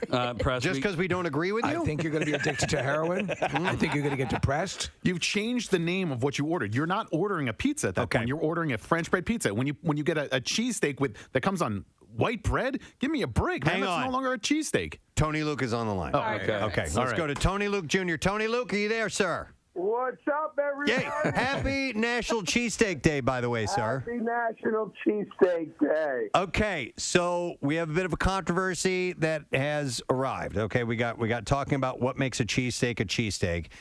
Casey came up with the idea that if you took if you take the beef, the sliced beef, grilled, onions and cheese, and you put it on regular white, just sandwich bread, that is still a cheesesteak. Others of us in the room, Steve and Casey agree on that. Others of us in the room feel that it needs to be on some type of roll in order for it to be officially considered a cheesesteak. What say you, sir? Okay. Even though I understand both viewpoints, for me personally, a cheesesteak is on an Italian roll with cheese, ribeye steak, and onions, if you want onions. Right. That, to me, is a traditional. Of course, traditional, and we don't argue with that. But suppose you started making everything, realized at the last second that you didn't have a roll and you only had white bread. Do you still call it a cheesesteak? I mean, you can add the word sandwich to the end of it, but it's still a cheesesteak. It would be a cheesesteak sandwich, not a cheesesteak. Yes, and then cheesesteak is no longer the noun involved. Cheesesteak has become an adjective. Like when you say French bread pizza, the adjective to the pizza is French bread. You change the very nature of the noun and the syntax. So what you're really eating is simply the bread. And what you're adding to it is what's the adjective defining I'm saying a that the sum is characteristic of it. the sum is the parts of the whole, right? So like you correct. Like you would say, hey, this is a cheesesteak pizza. Right. I'm eating white bread. So you're saying I'm eating white bread with cheesesteak fixins on it. There you That's correct. You're not eating No. a cheesesteak. You're eating a cheesesteak. You know, I say, what about these poor people that have a gluten allergy and they can't eat bread and they have to put their cheesesteak inside a lettuce leaf? Mm-hmm. It's still a cheesesteak. Go ahead. No, It is. no, no It's a way. lettuce wrapped No way. cheesesteak. So Tony, I agree. so Tony, the argument is that what is the prime example of what would be the best way to have a cheesesteak? Obviously, and you stated that. But like for example, if Casey used the scenario, you get called. You've ran out of your rolls, your perfect roll, and you get a call and you've made a cheese steak with white bread, and someone says, "What are you doing? What are you eating?" What would you say? You're eating what would be a cheesesteak on slice. Yeah. I mean, we asked for the opinion of an expert. We got it. Yeah, I'm an expert too. What if you are on an Atkins diet and you are just eating the cheesesteak? come on. Would you Sans just- bread. What are you Please, eating? Please. All right, Tony. Quick question. Yes. All right, chicken cheesesteak, not a cheesesteak. Not a cheesesteak. No, it's a chicken. They call it a cheesesteak, but really it is chopped chicken with cheese. Okay. All right. Mm-hmm. So the word steak. Okay, here's a text that came in. It says here, cheesesteak is a concept. Without the roll, it's just steak, you dingleberry. And then it says you're using concepts as identifiers. Make it easier. Why would someone say steak and cheese in a wrap? Instead, you just say cheesesteak wrap. And it doesn't make it a cheesesteak. It's a goddamn wrap, is what it says here. Right. No, it's a cheesesteak wrap. And chicken cheesesteak. You don't go to the supermarket and say, "Hey, can I get a chicken breast steak?" Do Right. You?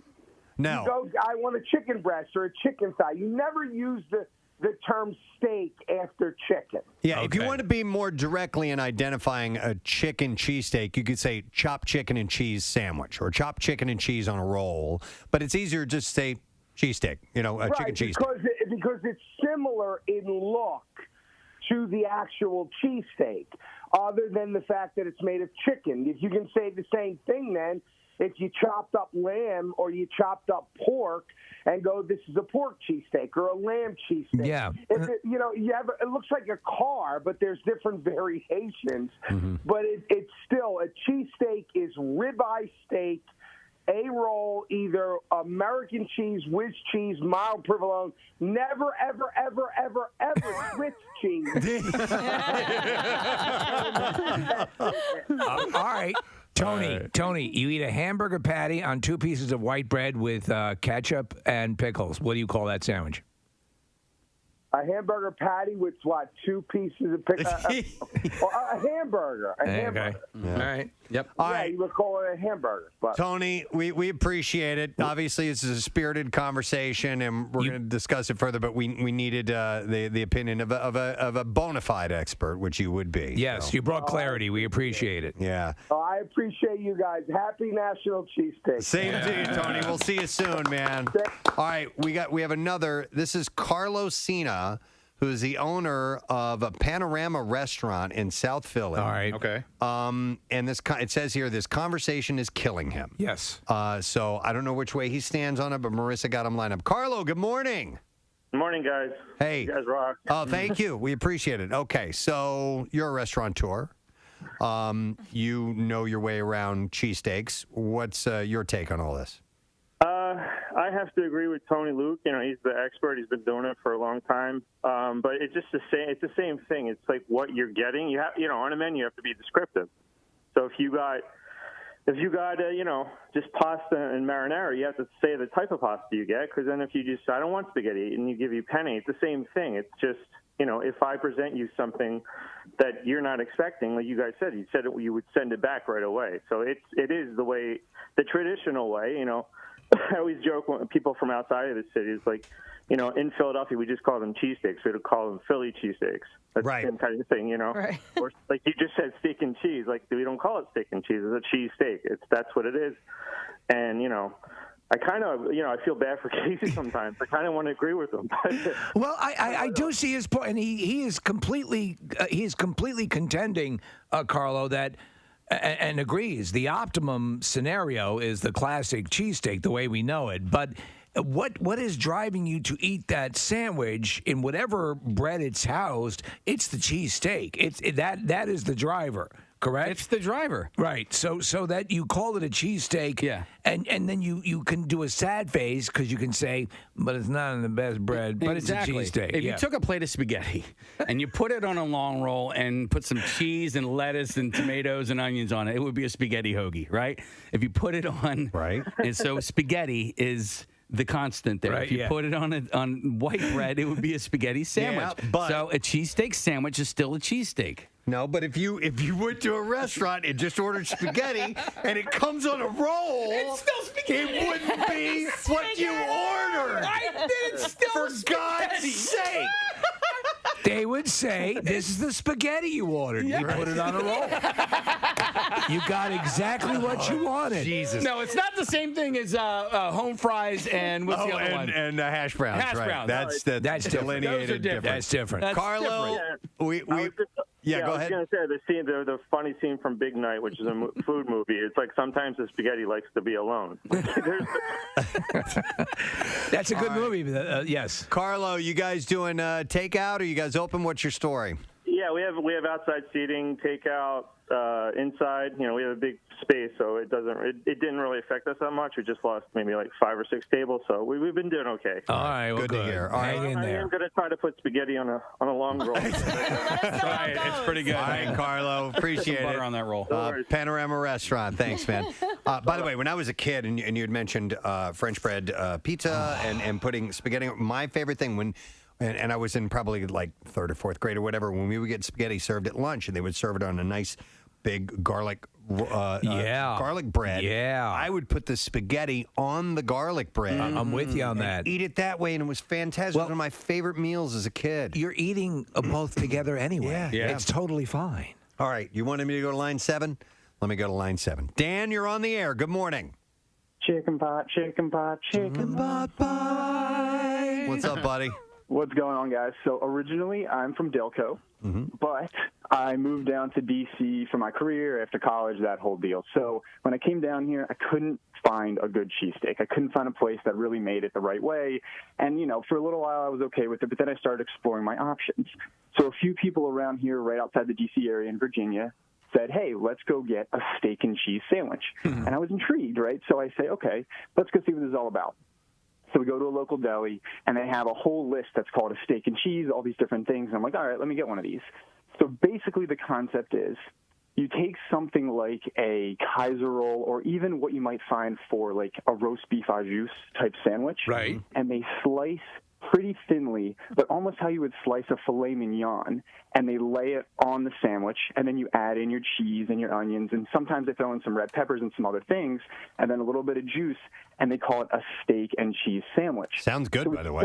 It's really good. Yeah, it's not a cheesesteak. It's not a cheesesteak. No, yeah. no, that's like not at all. Yeah.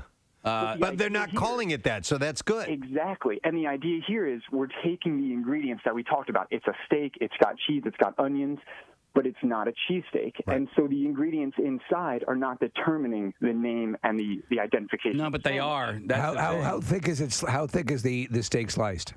I would say, maybe half an inch or so. That's too much. It's got a decent amount of thickness. And Yeah, it's a different sandwich. Yeah. It is That's a different patty. sandwich, and it's a completely different idea, but it technically does exist with the same type of ingredients. So it's kind of on that line. It's a good question, though. It was interesting to see that they have completely changed over. I would like to try that. That sounds very good. Nick, have you gone to Nick-fil-A yet? The I've place. not. Okay, No, so I've seen a few of them. that's kind of what this guy's describing. There's a place in. Is that a riff on Chick-fil-A? Yeah, but it's. I guess the guy who owns It's like his McDowell's. His name is Nick. Right. And they are filet mignon sandwiches. Yeah. So there's one in Paoli and he's got one in Cape May as well. That sounds excellent. Yeah, but that's not a cheesesteak. No. Hey, Dan, thanks for your call, man. Yep. All right, take care, bud. Nick just pulled up a picture of it. That's a steak sandwich. To me, that is because the steak is cut thicker. Is it a bunch of chickens saying eat more steak? It might not be ribeye, like Tony Luke was saying. Right, it might yeah. be a different cut of meat because once you get into a fillet, that's different. It's more tender. There's a little less flavor, but it's really tender. Does it? Honestly, my favorite cheesesteaks are made with the steak of meat. I like it very thin, tissue thin. Well, I used to only like steakums when I was a kid because I didn't like the gristle and the fat that you can get in a cheesesteak. I don't like that. I have come to appreciate that. I hate it. I like the ones where the cook sweats in the cheesesteak meat. Honestly, while they're chopping it up, Makes it adds a salty. little salt. If he rubs one out too, I'm fine. I call that the chef's horsey sauce. Let's go to a couple other calls here. We're going to go to Jim, and I've got him on both sides here. Hey, Jim, you're on the air. Good morning. Hey, how you guys doing? Good. What's up, buddy? Listen, just to settle this once and for all, it doesn't matter what's on there or what you call it. If you like it, you eat it, and that's it. Wow. Okay, you're a peacemaker. I like that. Yeah, he's Switzerland, and I like that. Okay. But I mean, there is a difference between a cheesesteak and a steak and cheese sandwich, which the previous caller just confirmed that. Yes. I call them a cheesy beefy sandwich that I make at home. A cheesy beefy sandwich. Now, that solves it. Steak comes with I actually like provolone instead. And I put it on some bread, and I put it in the toaster, and I have a cheesy beefy sandwich. Cheesy beefy. But at the end of the day, we're from Philadelphia. We call them cheesesteaks, and they are cheesesteaks on an Italian roll. Yep. But if you want to call it a cheesesteak when you're in your own kitchen, it's your kitchen, it's your rules. You're not at your own restaurant. By the way, thank you, Jim. I think the rest of the world thinks that you put green peppers on cheesesteaks. I don't like that. Onions and green peppers, which is not bad. You can. I mean, it's okay. I just do the but onions. It's not traditional. Yeah, You know I what mean, listen, I put mushrooms on my cheesesteak sometimes. So I like mushroom steaks. yeah. All right, so let me throw a wrench in here. Cheesesteak dip. I had it a couple times. It's good. Yeah. Yeah. It's still cheesesteak. I do. It's dip. You goddamn a-hole. You're an idiot. You are idiot, but it is still a cheesesteak. It is not. It's cheesesteak. What planet are you on? You made it a dip. Once you hyphenate it, once you have compound worded it, cheesesteak no is longer now the adjective. What is dip it made is of? the noun. What is it made of? It doesn't matter what it's made of. No, what dip is is it the made of? verb. well, it's got like cream cheese in it, probably. It depends on how you make it. Yeah, go to Pat's or Jim's or Gino's or order a steakum cheesesteak dip and say that you're eating a cheesesteak. See how they respond. They don't have that on the menu. Let's see. What if you order water and they bring steam to your table? It's still water. Or if they bring you ice. This is too hot. I ordered water. It is water. All right, let me go to. I have Carl. Hi, Carl. Good morning. Good morning, It. How are you? Good morning, It. Carl. Good. What's your take on the controversy? All right, no. As soon as you take it off of a roll, or I'll even give you the Kaiser roll, it is no longer a cheesesteak. It is now a struggle snack if you put it on white bread. Wait, it is now what? A struggle snack. A struggle snack? Yeah, it's a struggle snack. Isn't that what they do to you in prison? What's a struggle snack? I'm saying, like, if you have a cheeseburger that you're making, you're like, I ran out of rolls, and, you put it on a piece of white bread or a hot dog for that matter, and it's now a struggle snack. Okay. A struggle snack? Yeah. You're struggling to make it what it should be. You're just whipping together anything. I love that term, Carl. All right. If you take cheese, pepperoni, and you put it in the marinara sauce, and you put it on a piece of bread, it looks like a pizza, but that is a struggle snack. It's not the Well, let me ask I you. used to make those all the time, by the way. So, Carl, I threw the question out to Sandwich bread Preston. pizza. If you put a hot dog on a folded white piece of white bread and put mustard on it, what do you call that? it's a struggle snack. A strong snack. All right. It falls under the category. I still call that a hot. Like I said, even without bread, a hot dog is a hot dog. But a manwich is a meal. That is, we learned that. It was National Sloppy Joe Day the other day. It's the week of the most unhealthy foods you could possibly eat. Let me go to Skippy. Hi, Skippy. Hey, what's up, guys? Yo, bud. What's your take? All right, so I work at Phil Steaks on the weekend, and we get a lot of people that come up to the window, and they're like, hey, can I get a cheesesteak, but I can't eat bread. Can I get it in a platter? So I don't yell out the window, "Yo, I got a ribeye steak here." I say, "Yo, I got a cheesesteak in a platter." All No right. matter what it is, it's still a cheesesteak. All Okay, right. he's with you guys. Okay, Skippy. Yep. I appreciate that. By the way, as a kid, one of my favorite shows was Skippy the Bush Kangaroo out of Australia. I just thought you'd be impressed to hear that. Yeah. Oh, thank that. Thanks, Skippy. I'm going to Have eat a good Skippy day. peanut butter from now on. Converted. Well, clearly, we're going to have to do an online poll. Yeah. And we're this. going to lose, I know, because we're in Philadelphia. But, I mean, listen. Well, you don't know. It didn't even start on a hoagie roll, per se. Okay. It started most likely on a hot dog roll. Okay. Still a cheesesteak. But that's a roll. Yeah. It's not a hoagie roll. No, it's not. No. It's a roll. You know what I can't get out of my mind, Preston? What? French bread pizza. I know. Still I pizza. need to have I some. can't get it out of my mind. French bread pizza. Mm-hmm. I can't get it out. Cheesy garlic bread was a thing we regularly ate. All right, 'cause man. The pizza joint I worked at, Emo's, that was one of the although they called it garlic cheese bread. All right, I'm going to recommend something, and I'm not as it listen. cheese I garlic pay for it every time I get it, but if you get the cheesy bread from Couch Tomato, it's deadly and wonderful. But okay, and I Someday pay for it every time. We need to do a segment of what you don't like at Couch Tomato. I love it all. I know you do. Yeah. Let me see here. I will go to Sean. Sean, you're on the air. Good morning. Gadzooks, how's it going? Gadzooks, buddy. What's up? All right, I've been waiting a while, and I'm ready to debunk everything. Okay. Do it. Okay, so Casey is correct. And here's why. What do you call a cheesesteak without cheese? A cheesesteak without a steak sandwich, I guess? Correct. Yeah. So, a cheesesteak is a cheesesteak sandwich, regardless of the bread that it's on. Wow. Okay? Mind so, blown. your steak sandwich is usually served on a roll, but it can be served on anything. What the other guy was calling up and talking about was a roast beef sandwich. Now, with Nifty 50s, the ribeye is not the delineation of the sandwiches either, because over at Nifty 50s, they make a filet mignon cheesesteak. By the way, I disagree with the roast beef sandwich, the way that guy was describing it. So just want to go on record. Okay. And I then, do like roast beef sandwiches. I love though. them. Yeah. Yeah, and then Tony Luke and Pat's and Gino's are all tourist traps. Phil's getting out of there, but, I mean, I value his opinion, but not as much. Wait a minute. Listen, I still... Tourist trap my ass, dude. Those are classics. And those are great. I still love them. It's a great place to go if you want a roast pork sandwich, but there's also places 4 blocks away that'll give you a bigger roast pork. I'm just saying. Okay. All right. Listen, we got you. Yeah. Also, no harm, no foul. Furthermore, you got the guy from Washington, D.C. We got Preston from, up north. Oh, don't even pull that. Up north. Up north. Yeah. North Missouri. Lives up there in Harleysville at his castle. Oh, that north. Oh, that is a... Hey, Sean, when you go to a non-tourist trap place and you order a cheesesteak, what does it come on? It comes on, your face? depends. Your mom. Oh, my God. Your mouth It'll usually. come on a long roll if I ask for that. If you ask for it, you don't have to ask for it. What does it come on? What's the standard that it comes on? I don't know. I got cheesesteak egg rolls the other day for... Oh, you had egg rolls that had cheesesteak ingredients in them? What are they coming on? Okay.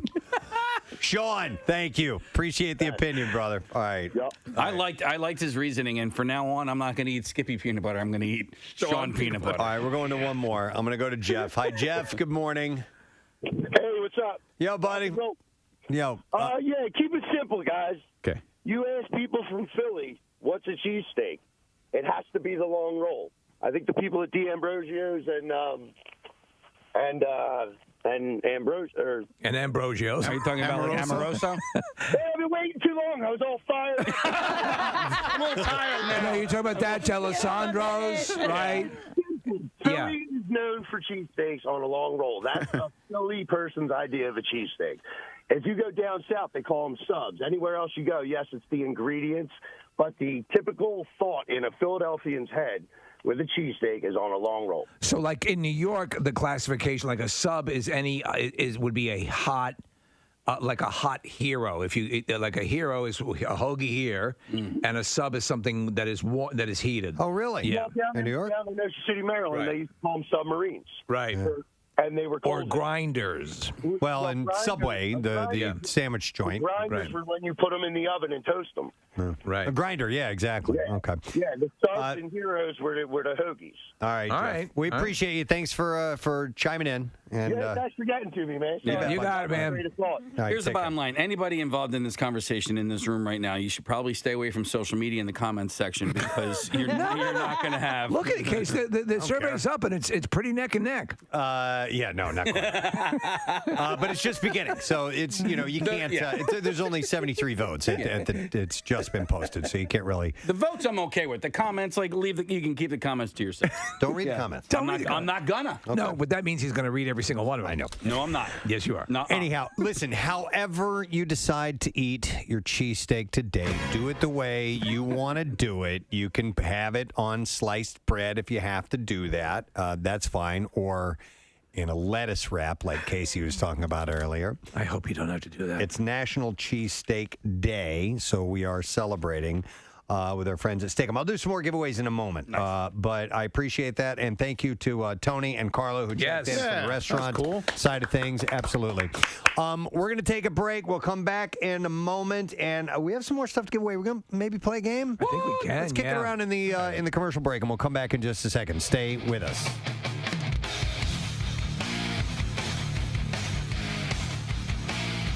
Preston and Steve on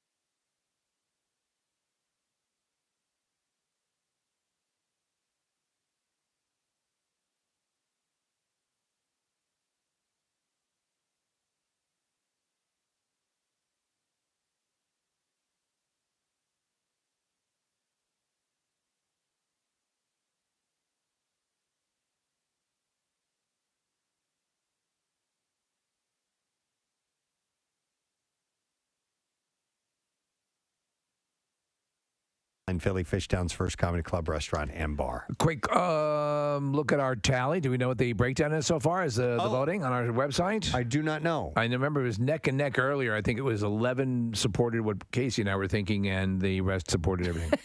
So as of now, just over 700 votes. It is 22% not defined by the bread, and 77% roll only. It's the rule. All right. So it goes for 24 hours. So Yes. we'll see how that pans out tomorrow. I have a feeling it'll just skyrocket in our favor.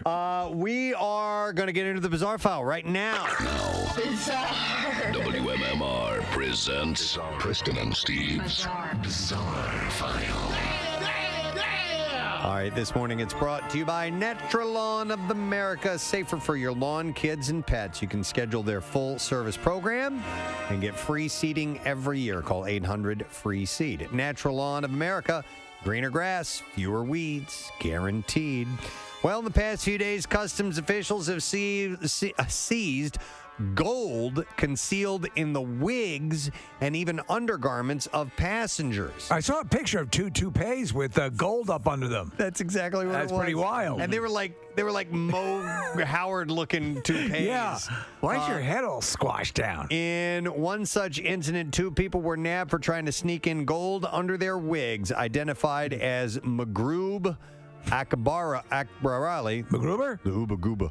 And Zubair Hassan Rafiathin both landed at the airport from Dubai. Customs officials suspected them of hiding something and halted them for a thorough check. And during the check, they found 2 packets of gold paste found concealed under their wigs, which on extraction yielded 595 grams of gold. Do you mind if I just knock on your toupee?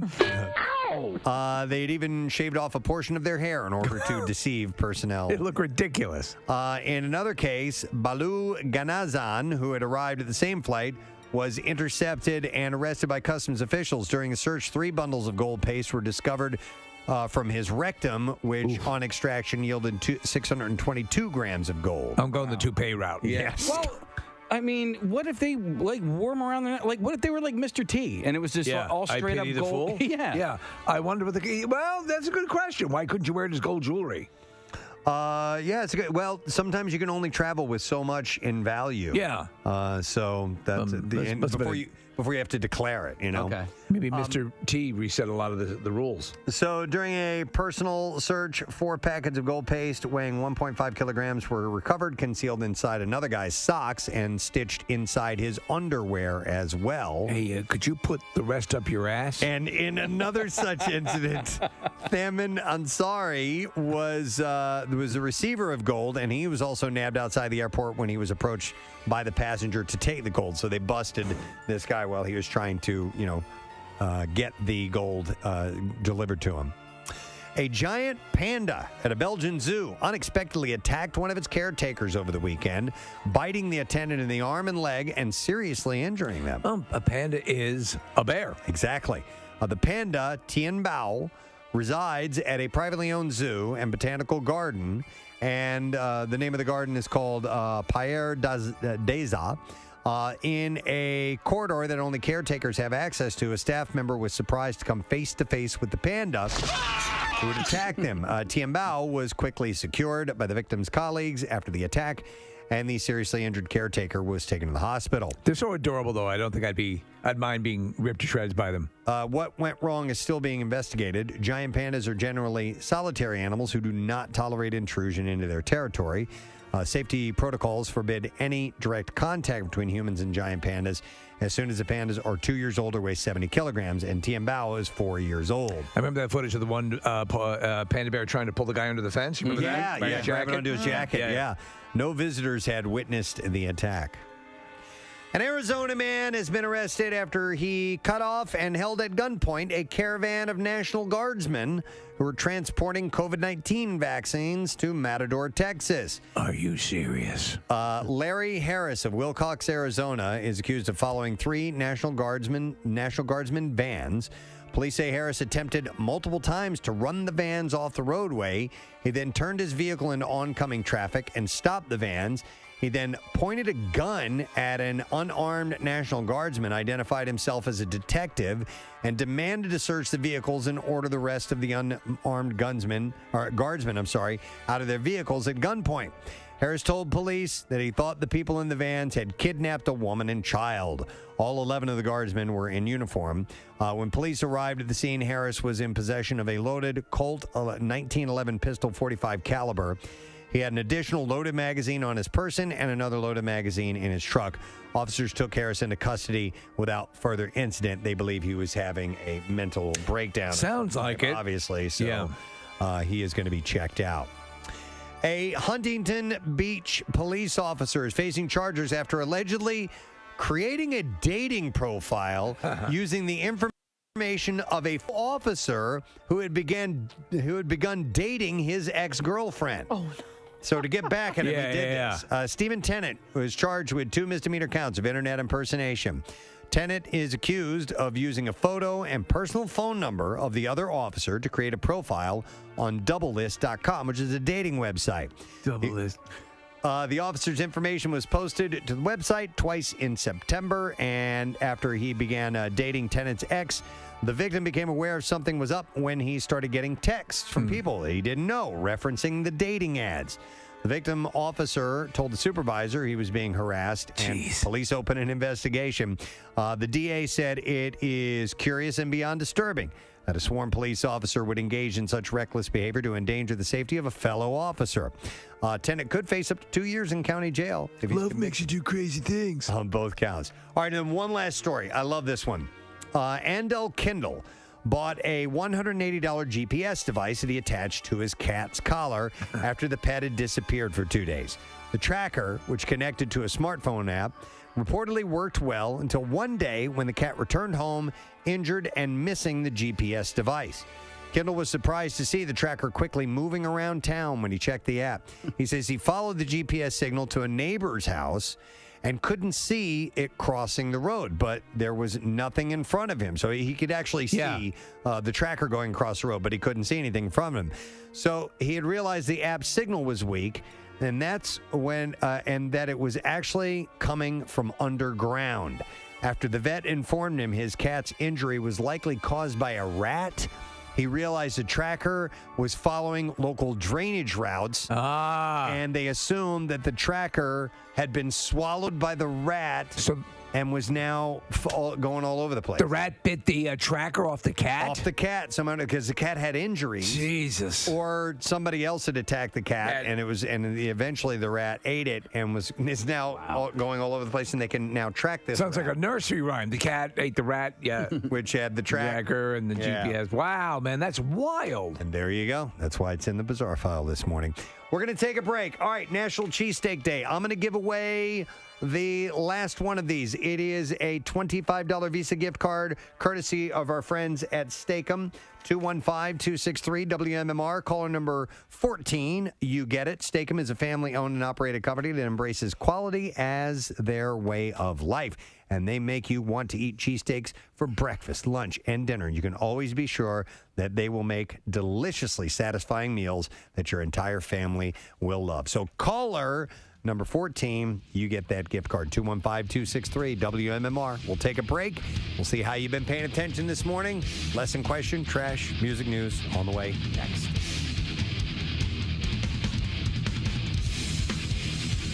Preston and Steve on 93.3 WMMR. The Preston and Steve Small Business Love You, Help You line. This is Jody from Hansberry Enterprises on Route 724 in Parker Ford, Pennsylvania. We are a small automotive shop that's been in business since 1986. We offer services from general automotive repairs and inspections to classic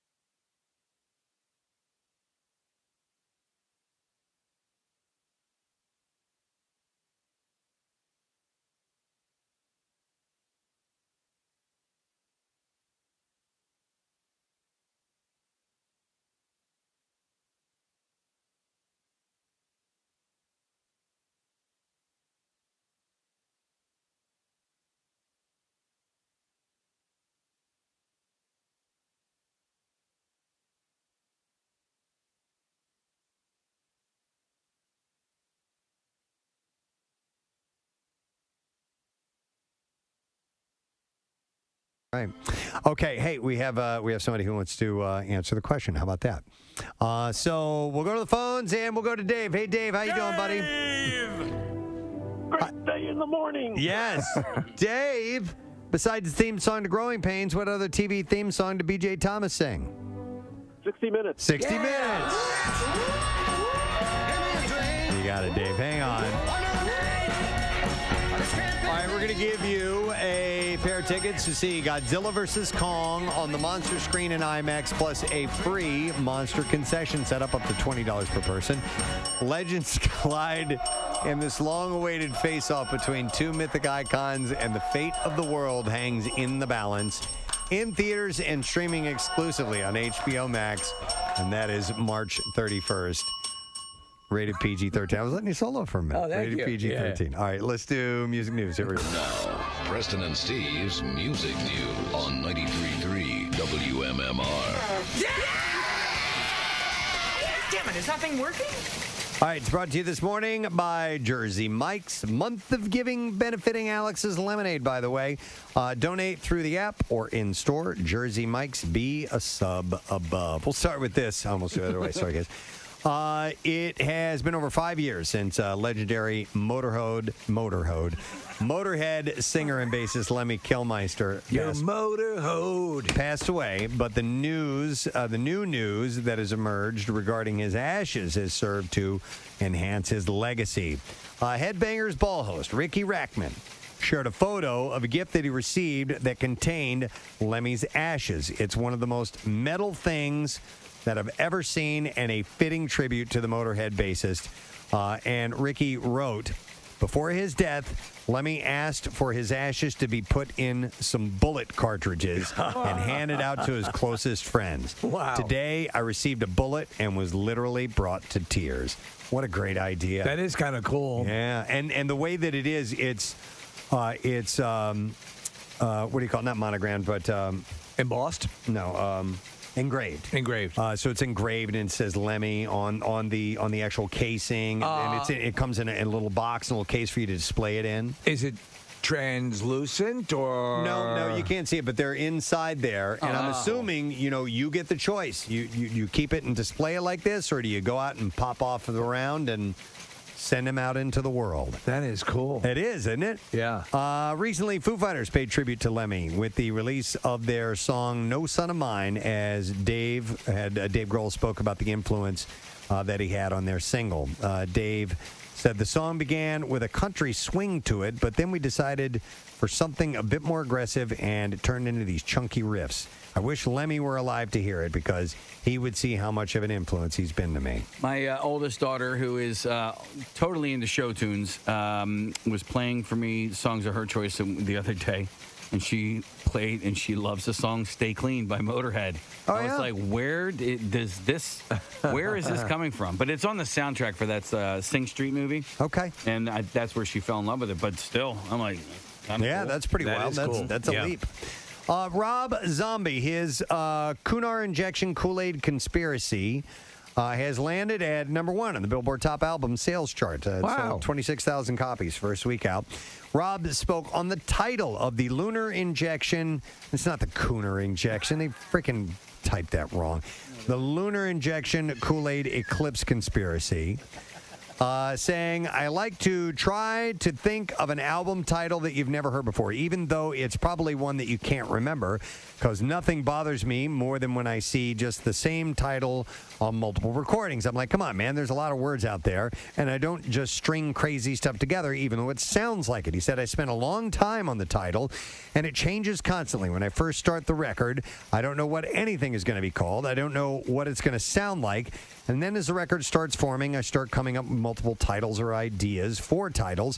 And then by the time the record's done, I usually have what I think might be the title. And everyone's like, what's the title? What's the title? I'm like, I don't know yet, even though I do know. And then I start messing around with the artwork. And then I'll change the title again because I'm like, oh, wow, that doesn't look like that.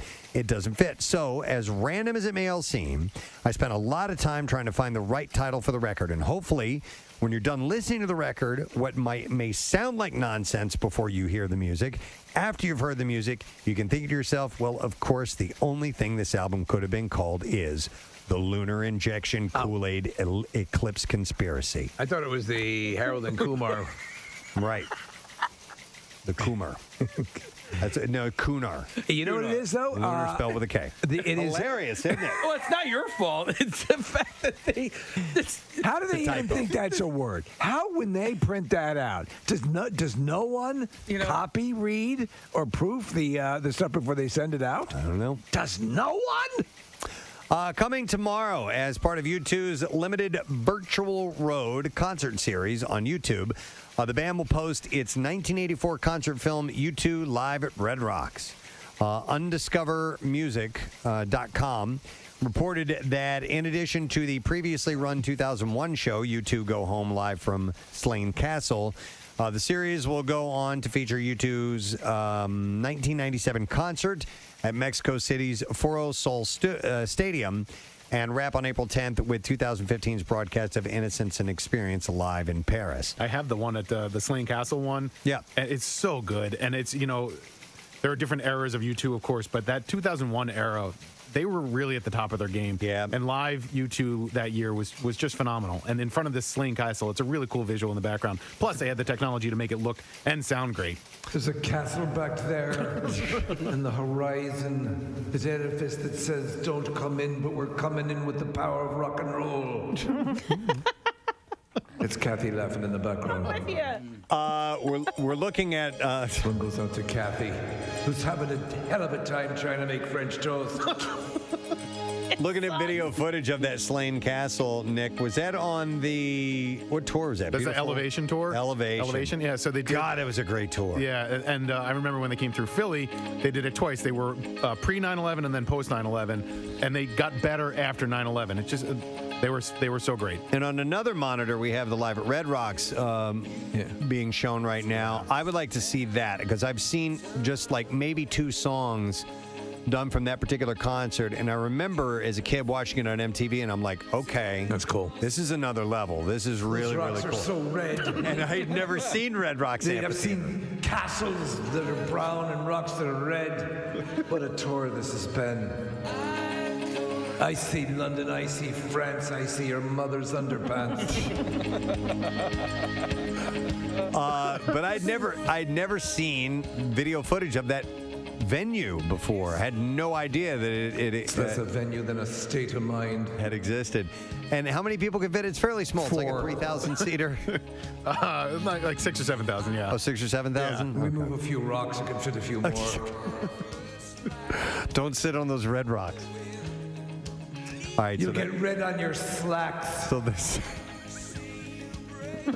Around where your nutsack is. Back to your bunghole. Under your bunghole. You're an LBJ fan, Bono? Huge fan.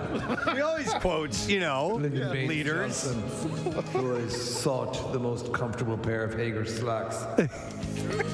He was tasked with finding pants that would accommodate the contours of his huge testicles. I know you like the word testicles. I can hear the crowd responding. But down where the zipper would right come where up. your bunghole. Yeah. Look at how young he nuts looks. hang. Where your nuts hang. A little bit too tight.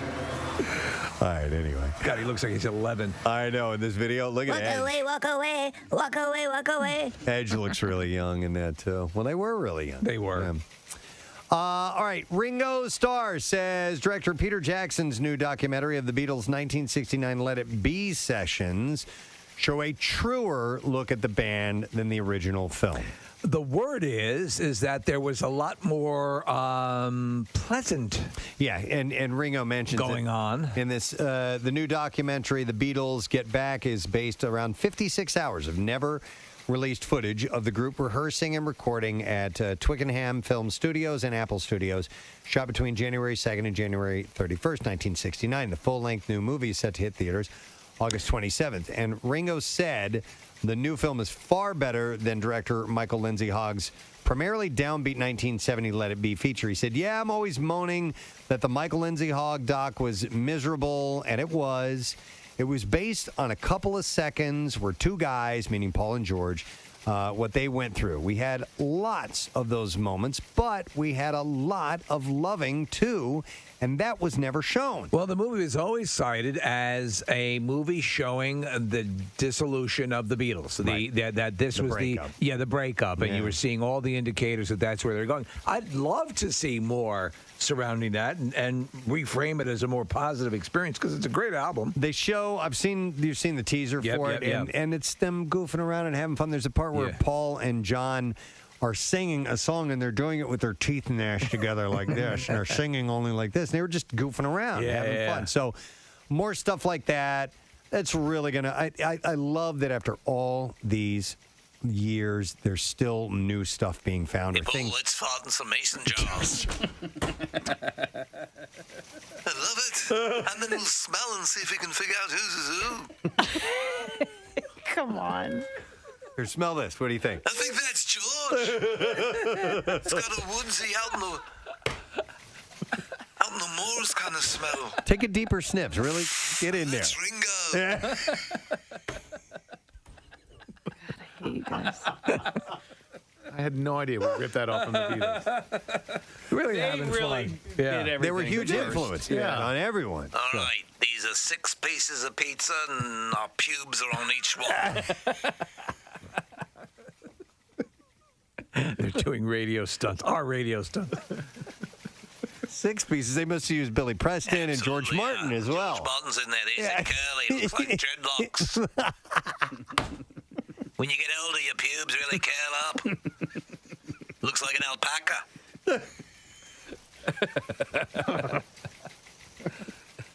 So anyway. Look at the equipment they're working on. It's so amazing. Oh, it's next to nothing. It was so antiquated. But Is that Abbey Road? This is in Apple's studios, I believe. It's what it says. So that's Worcester on the Dingby. I don't know if they ended up in Abbey Road or not at all for those particular sessions. But anyhow, did you see the footage? It's I'm having a brain fart, but it's Sam Smith. Singing Time After Time? Time After Time, and he is at Abbey Road. Right. In the basement studio. Right. It's cool. Yeah. Same studio where John Lennon shaved his all the skin off his pubes, and then he went into another room where they tasted them. Yeah. All right. So anyway, Ringo says everyone's going to be amazed at the new documentary. Can't wait. Mentioned this earlier. These 2 stories I mentioned earlier in entertainment news. But 70s hitmaker B.J. Thomas revealed he has stage 4 lung cancer. Thomas, who's now 78, best known for his hits "Hooked on a Feeling," "Raindrops Keep Falling on My Head," "Hey, Won't You Play Another Done Somebody Wrong" song, and he did the theme song to Growing Pains. For the series' first season, he was solo, and in subsequent years, he performed that song duet first with Jennifer Warnes and then with the late Dusty Springfield. He'd released a statement to fans saying, "I just wanted to take this unique opportunity and share my gratitude to Gloria, my wonderful wife, and my rock for over 53 years. My family, friends, and fans, I'm so blessed to have had the opportunity to record and perform beautiful songs in pop country and gospel music and share those wonderful songs and memories around the world. Millions of you, I ask for all your prayers during this time, and that my music can live on with you." My mom had a huge crush. Oh, he's a looker. The guy's a looker. I'll tell you this, is that, and we live in a time, and lest you forget, where you hear stage 4, and there have been countless stories of people who have come back from stage 4. It's not out of the realm of possibility, and I hope it's in his future. And then one last story. April 21st will mark the 5th anniversary of Prince's death, and on that day, Paisley Park, his home studio and creative sanctuary, will invite fans to pay tribute to the late artist in its atrium free of charge. Advance reservations are required. I was saying earlier this morning, that's a place I really want to visit someday. Well, I mean, it's Prince. I mean, they talk about a nuclear reactor of music, and also the different stuff is recording his attention to everything. The shots that I've seen are pretty wild, and apparently the Gravitron is going to be open. Well, and listen, he was such a Gravitron visual person too that I just want to see what this place looks like, on the inside in person. He's got soft ice cream machines too. They said the guests are also welcome to leave flowers, mementos, and other memorial items in front of the love symbol statue outside of the Paisley Park main entrance. Who owns who owns it now? Is it the estate? Is it his sister? It's the estate. yeah, Okay. because they were talking and have been talking about making it this type of thing more like a Graceland. Okay. For people coming in to pay tribute. Yeah, so it's pretty much become a Prince museum. His estate, which was in considerable disarray at the time of his death, has reached agreements with Warner and Sony Music. They've embarked on an ambitious reissue campaign. They produced some box sets for 1999, Purple Rain and Sign of the Times, as well as a curated website containing detailed history of all of his official videos, among other projects. That'd be cool. Yeah. All right, and there you go. The end of the music news for you. Hey, Kathy. Yeah? We have a secret text word. We need a caller, please. Yes. Yes. I'm going to go with caller 15. All right, caller 15. Let's see if you know the secret text word. 215-263 WMMR. When we get back, we'll get a winner, and we'll also grab a random texter to give a prize to as well. We'll be back in a moment. Stay with us.